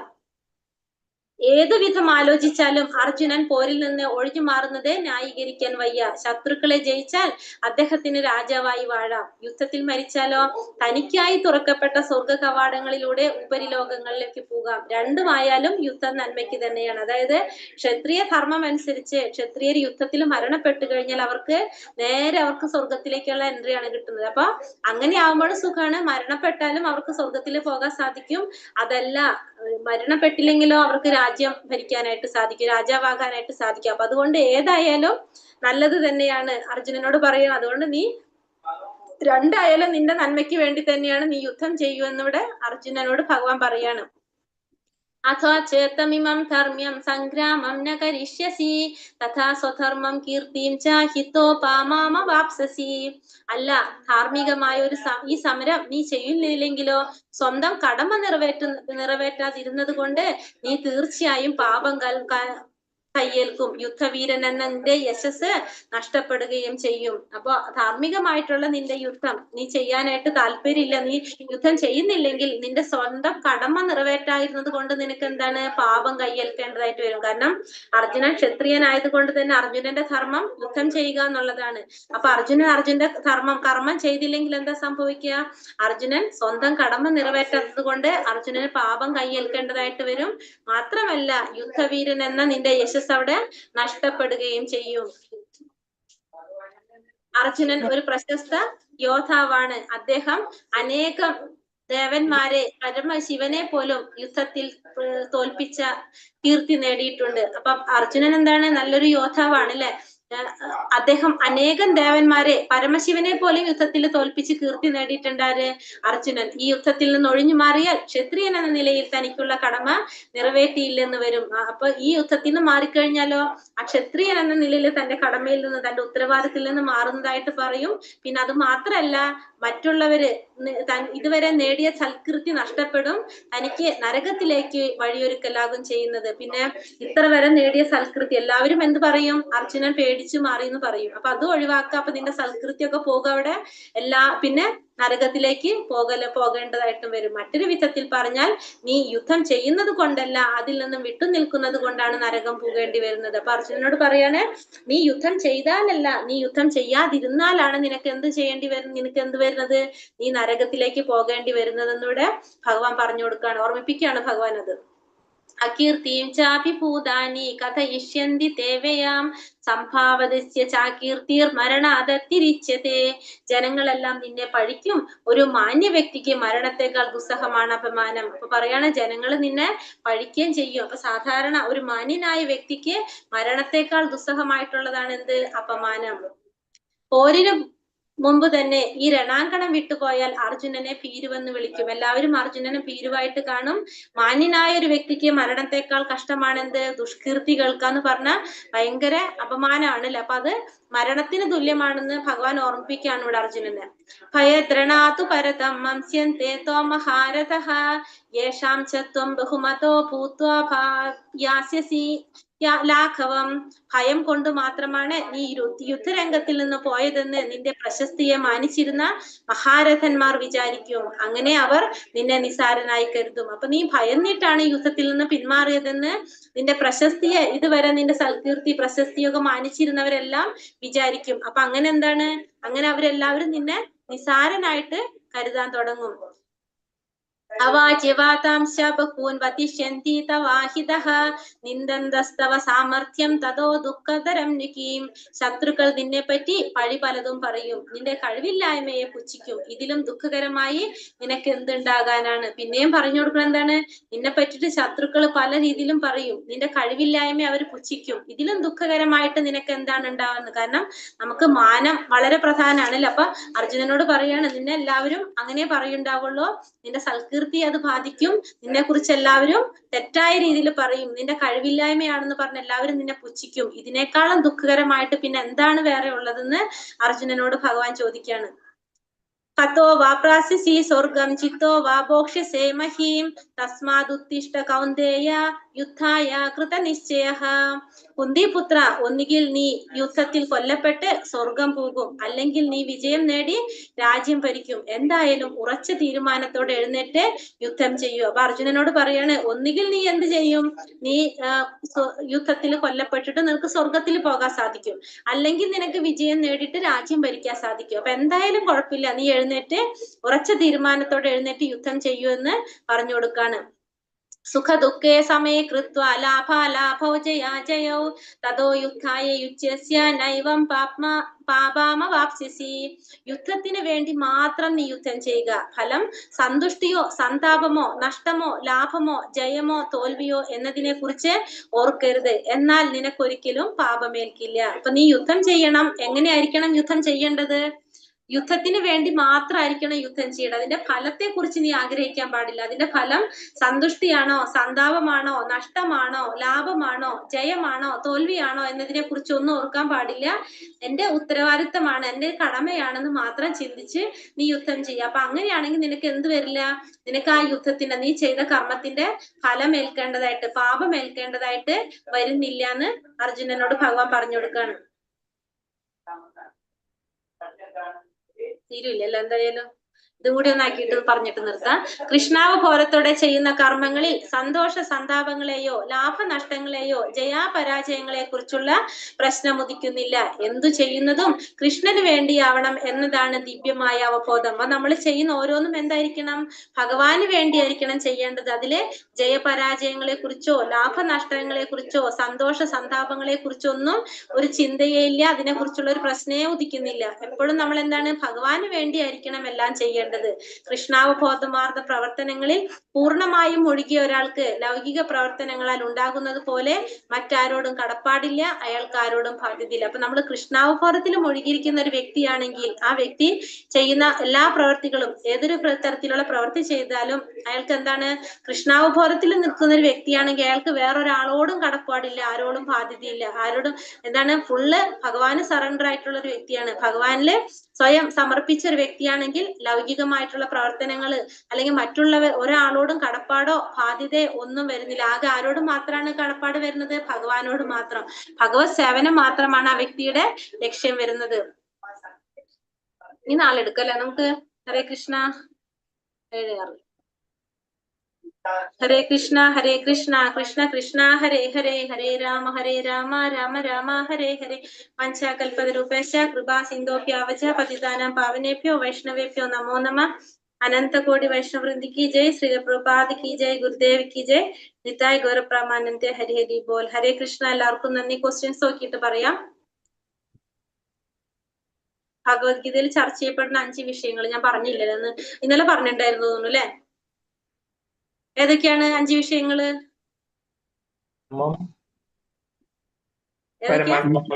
കാലം കർമ്മം. 5 എണ്ണായില്ലേ ഇപ്പൊ? ജീവാത്മാവ്, പരമാത്മാവ്, കാലം, കർമ്മം, പ്രകൃതി. എല്ലാവർക്കും അറിഞ്ഞിരിക്കണം ഇത്. എന്താണ് ഭഗവത്ഗീതയിൽ ചർച്ച ചെയ്യപ്പെടുന്ന 5 വിഷയങ്ങള്? ജീവാത്മാവ്, പരമാത്മാവ്, കാലം, കർമ്മം, പ്രകൃതി. ഭഗവാൻ എന്ന വാക്കിനെ നിർവചിച്ചിരിക്കുന്നത് എങ്ങനെയാണ്? ജ്ഞാനം, ത്യാഗം, സമ്പത്ത്, കീർത്തി, സൗന്ദര്യം, ശക്തി, ജ്ഞാനം, വൈരാഗ്യം, യശസ്, സൗന്ദര്യം, ജ്ഞാനം. ആറിനായോ? ഈ 6 ഗുണങ്ങൾ ഒന്നുകൂടെ പറഞ്ഞ ഭഗവാൻ എന്ന വാക്കിന്റെ നിർവചനം ഒന്നുകൂടെ പറഞ്ഞ. ഭഗവാൻ എന്ന വാക്കിനെ നിർവചിച്ചിരിക്കുന്ന എന്താണ്? സൗന്ദര്യം, സമ്പത്ത്, കീർത്തി, ശക്തി, ജ്ഞാനം, വൈരാഗ്യം എന്നിവ ഉള്ള ആൾ. അതായത് സമ്പത്ത്, ശക്തി, യശസ്, സൗന്ദര്യം, ജ്ഞാനം, ത്യാഗം, ഈ 6 ഗുണങ്ങൾ ഉൾക്കൊള്ളുന്ന വ്യക്തിയാണ് ആര്? ഭഗവാൻ. ഭഗവാൻ സമ്പത്ത്, എന്ന് പറയുന്നത്. ശക്തി, യശസ്, സൗന്ദര്യം, ജ്ഞാനം, ത്യാഗം. 6 ഉണ്ട്. 6 ഇത് ഉൾക്കൊള്ളുന്ന വ്യക്തിയാണ് ആര്? ഭഗവാൻ എന്ന് പറയുന്നത്. അറിയപ്പെടുന്നത് ആരാണ്? പാർത്ഥൻ എന്നറിയപ്പെടുന്നത് അർജുനൻ. പുത്രനായതുകൊണ്ട്. എന്തുകൊണ്ട്? പൃഥ്വിയുടെ പുത്രനായതുകൊണ്ട്. വൈദിക നിയമം അനുസരിച്ച് എങ്ങനെയുള്ള ഗുരുവിനെ നമുക്ക് ഉപേക്ഷിക്കാം? ദുഷ്കൃത്യം ചെയ്യുന്നവരും അവിവേകിയുമായ ഗുരുവിനെ ഉപേക്ഷിക്കാം. ദുഷ്കൃത്യം ചെയ്യുന്നതിനും വിവേകമില്ലാത്തതിൽ ആയിട്ടുള്ള ഗുരുവിനെ നമുക്ക് ഉപേക്ഷിക്കാനായിട്ട് സാധിക്കും. ഭൗതിക ജീവിതത്തിൽ അനുഭവിക്കുന്ന 4 തരം ക്ലേശങ്ങൾ ഏതൊക്കെയാണ്? ജനനം, മരണം, വ്യാധി. ജന്മമൃത്യു, ജരാവ്യാധി. ജനനം, മരണം, വാർദ്ധക്യം, രോഗം, മരണം. ജനന, മൃത്യു, ജരാവ്യാധി, അല്ലെങ്കിൽ ജനനം, മരണം, വാർദ്ധക്യം, പിന്നെ രോഗം. ഈ 4 ക്ലേശങ്ങളാണ് നമ്മൾ ഈ ഭൗതിക ജീവിതത്തിൽ അനുഭവിച്ചു കൊണ്ടിരിക്കുന്നത്. ഒരു വ്യക്തി വിജ്ഞാനിയാകുന്നത് എപ്പോഴാണ്? ആത്മാവിനെ പോലെ പ്രാധാന്യം ശരീരത്തിനില്ല എന്ന് അറിയുമ്പോഴാണോ? അറിയുമ്പോള്. അതാണോ? എനിക്കറിയില്ല, ഏതാണ് നോക്കിയോ നിങ്ങള്? ആത്മാവിനെ പോലെ ഉള്ള പ്രാധാന്യം ശരീരത്തിനില്ല എന്നറിയുമ്പോൾ. എല്ലാവരും നോക്കിയോ? ആൻസർ അതാണോ? ആത്മാവും ശരീരവും തമ്മിലുള്ള വ്യത്യാസം അറിയുന്ന വ്യക്തി. ഏതിലാണത്?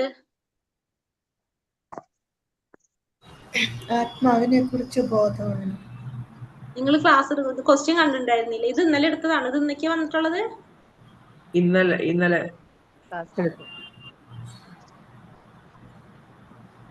ആത്മാവിനെ അറിയുന്നത്. അവനെ പോലെ പ്രാധാന്യം ശരീരത്തിനില്ല എന്നറിയുന്ന വ്യക്തിയാണ് വിജ്ഞാനിയാകുന്നത്.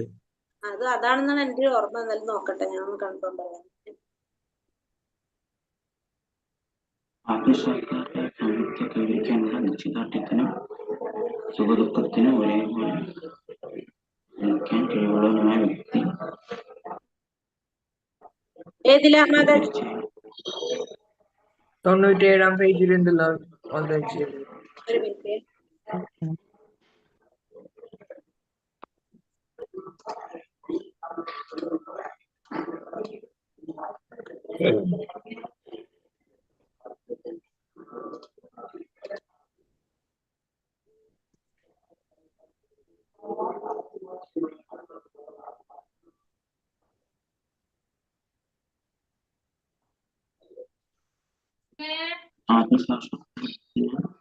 എവിടെയാ?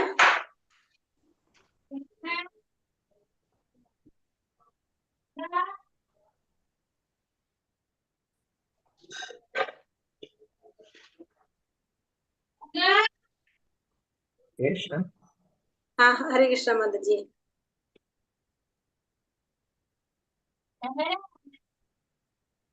ഒരു മിനിറ്റ്, ഞാനത് കണ്ടില്ല. ഏത് മാതാജി പറഞ്ഞത്? ഏത് പേജിലാ? 97-ാം പേജില്. 97 എന്ന് പറയുമ്പോ ഏത് ശ്ലോകം വരുന്നേ? 11 ശ്ലോകം. 11. ശ്ലോകം 11.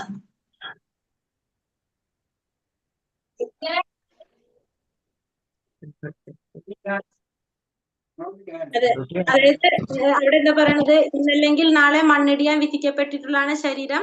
ആത്മാവിനെ പോലുള്ള പ്രാധാന്യം ശരീരത്തിനില്ല എന്നറിയുന്ന വ്യക്തി വിജ്ഞാനിയാണ്. ശരിയാണ് കേട്ടോ. ഹരേ കൃഷ്ണ. Thank you Mataji. പിന്നെ അടുത്തതാണ്, എങ്ങനെയുള്ള വ്യക്തികൾ മുക്തിക്ക് അർഹരാണെന്നാണ് ഭഗവാൻ പറയുന്നത്? സമനില കൈവിടാത്ത വ്യക്തികൾ. സുഖദുഃഖങ്ങളെ ഒരുപോലെ കാണുന്നവനും. രണ്ടിനും സമനില കൈവിടാത്ത വ്യക്തിക്ക് നിശ്ചയമായും മോശപ്രാപ്തിയാണ്. സുഖദുഃഖങ്ങളെ ഒരുപോലെ സഹിക്കാൻ കഴിവുള്ള കഴിവുള്ളതുമായ ആത്മസാക്ഷാത്കാരത്തിന് തീർച്ചയായും മുക്തിക്കർഹനാണ്. മുക്തിക്ക് അർഹനാണ്. അപ്പൊ സുഖദുഃഖങ്ങൾ ഒരുപോലെ സഹിക്കാൻ കഴിയുന്നത് ആത്മസാക്ഷാത്കാരത്തിന്റെ ഔന്നിത്യം കൈവരിക്കാൻ നിശ്ചയദാർഢ്യമുള്ള വ്യക്തിക്കും അപ്പൊ അവർക്ക് മുക്തിക്ക് അർഹനാണെന്ന് പറയുന്നു. ആത്മാവും ശരീരവും തമ്മിലുള്ള വ്യത്യാസം എന്താണ്? ആത്മാവിന് നാശമില്ല, ശരീരം നാശമുള്ളതാണ്. ആത്മാവിന് നാശമില്ലാത്തതാണ്, ശരീരം നാശിക്കണം. പിന്നെ നമുക്ക് ചേർക്കാലോ പിന്നെയും പോയിന്റുകള്. ശരീരം ആത്മാവിനെ ഛേദിക്കാനോ അച്ഛേദ്യം. പിന്നെ ശരീരം പഞ്ചഭൂതങ്ങൾ കൊണ്ട് നിർമ്മിച്ചതാണ്. ആത്മാവ് എന്ന് വെച്ചിട്ടുണ്ടെങ്കിൽ ഭഗവാന്റെ അംശമാണ്. അത് മാത്രല്ല ആത്മാവിനെ നശിപ്പിക്കാൻ സാധിക്കില്ല അല്ലെ, വെള്ളത്തിൽ അതൊക്കെ ഓരോ കാര്യങ്ങൾ പറഞ്ഞില്ലേ നമുക്ക് പറയാം.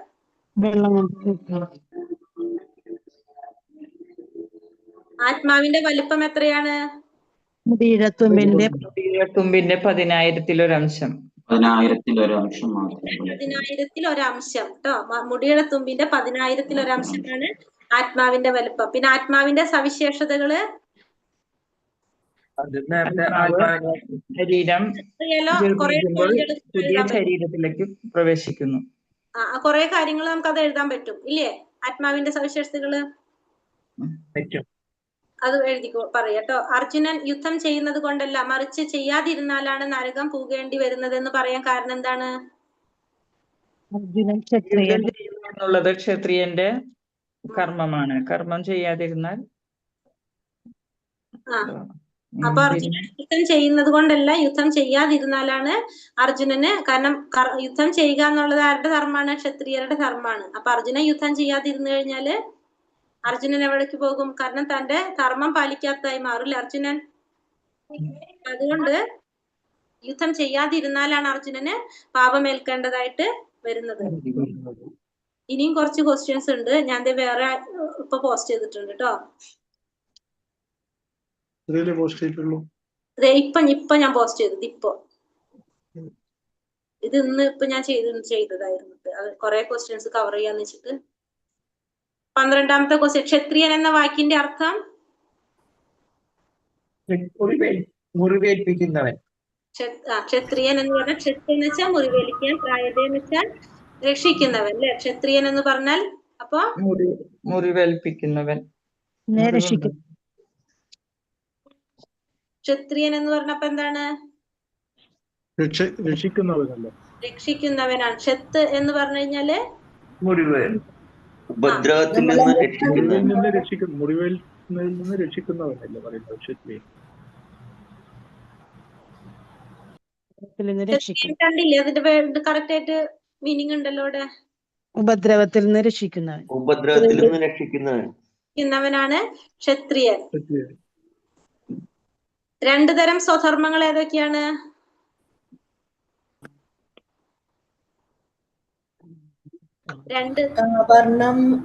വർണ്ണത്തിനനുസരിച്ച് നമ്മൾ നിയത കർമ്മങ്ങൾ ചെയ്യുക. അതായത് ഒന്ന് നമ്മൾ പറഞ്ഞ വർണ്ണാശ്രമ ധർമ്മങ്ങൾ, അത് പറയാം. നമുക്ക് അങ്ങനെ തന്നെ പറയാം, വർണ്ണാശ്രമ ധർമ്മം എന്ന് പറയാം. അല്ലെങ്കിൽ നമ്മൾ ഈ ഭൗതിക ജീവിതത്തിൽ നമ്മൾ ചെയ്യേണ്ടതായിട്ടുള്ള ധർമ്മങ്ങൾ. ഒന്നിപ്പോ വർണ്ണാശ്രമ ധർമ്മവും ഒന്ന് ആത്മീയമായിട്ടുള്ള ധർമ്മം. ഒന്ന് സ്വധർമ്മം എന്ന് പറയുന്നത്, ഒന്ന് വർണ്ണാശ്രമവും ഒന്ന് ആത്മീയമായിട്ടുള്ള ധർമ്മം. അതാണ് ഈ വർണ്ണാശ്രമ സ്വധർമ്മം നമ്മൾ ആത്മീയമായി തീരുന്നത്. നമുക്ക് മുക്തി നേടുമ്പോൾ അത് ആത്മീയമായി തീരുന്നു പറഞ്ഞു. അപ്പൊ നമ്മൾ ഒന്നാമത്തെ വർണ്ണാശ്രമം, 2ാമത്തെ ആത്മീയ ധർമ്മങ്ങൾ. 2 തരം സ്വധർമ്മം, ഒന്ന് വർണ്ണാശ്രമ ധർമ്മം, 2ാമത്തെ ആത്മീയമായിട്ടുള്ള ധർമ്മം. യാദൃശ്ചികമായി യുദ്ധത്തിന് അവസരം ലഭിക്കുന്ന ക്ഷത്രിയന്മാർ സന്തുഷ്ടരാകാൻ കാരണം എന്താണ്? എന്തുകൊണ്ടാണ്? എന്ത് കർമ്മം അവർക്ക് നിയതിയായിട്ടുള്ള കർമ്മം ചെയ്യുന്നതുകൊണ്ട്. അങ്ങനെ ഒന്നല്ലല്ലോ നമ്മളൊന്ന് പറഞ്ഞ ക്ലാസ്സില്. എന്തുകൊണ്ടാണ് യാദൃശ്ചികമായിട്ട് യുദ്ധത്തിന് അവസരം ലഭിക്കുന്ന ക്ഷത്രിയന്മാർക്ക് സന്തോഷം ഉണ്ടാവാൻ കാരണം എന്താണ്? സന്തുഷ്ടരാകാൻ കാരണം?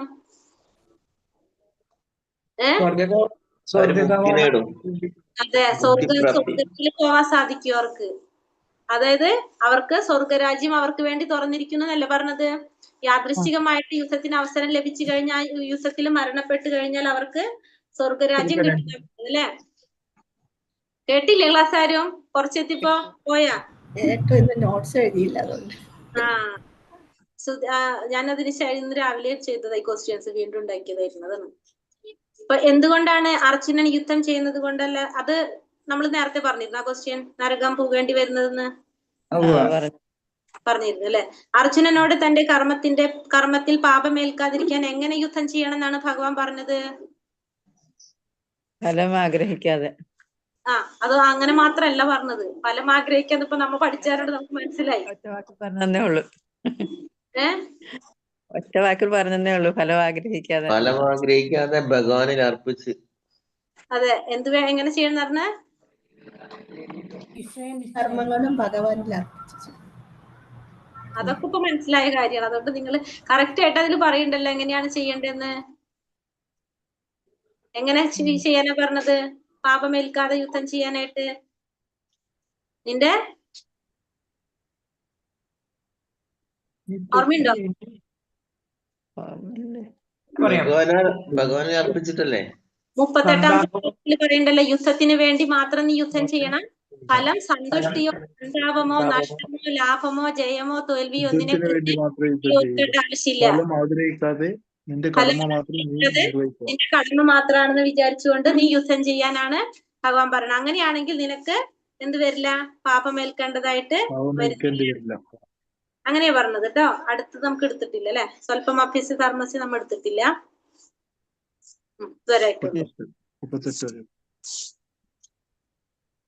ഹരേ കൃഷ്ണ. ഇപ്പൊ കൊറേയൊക്കെ മനസ്സിലായപ്പോ എല്ലാവരും ഇങ്ങനെ ത്തിന് പറയാനോ മനസ്സിലായി തുടങ്ങിയില്ല പറയാനായിട്ട്. ഹരേ കൃഷ്ണ.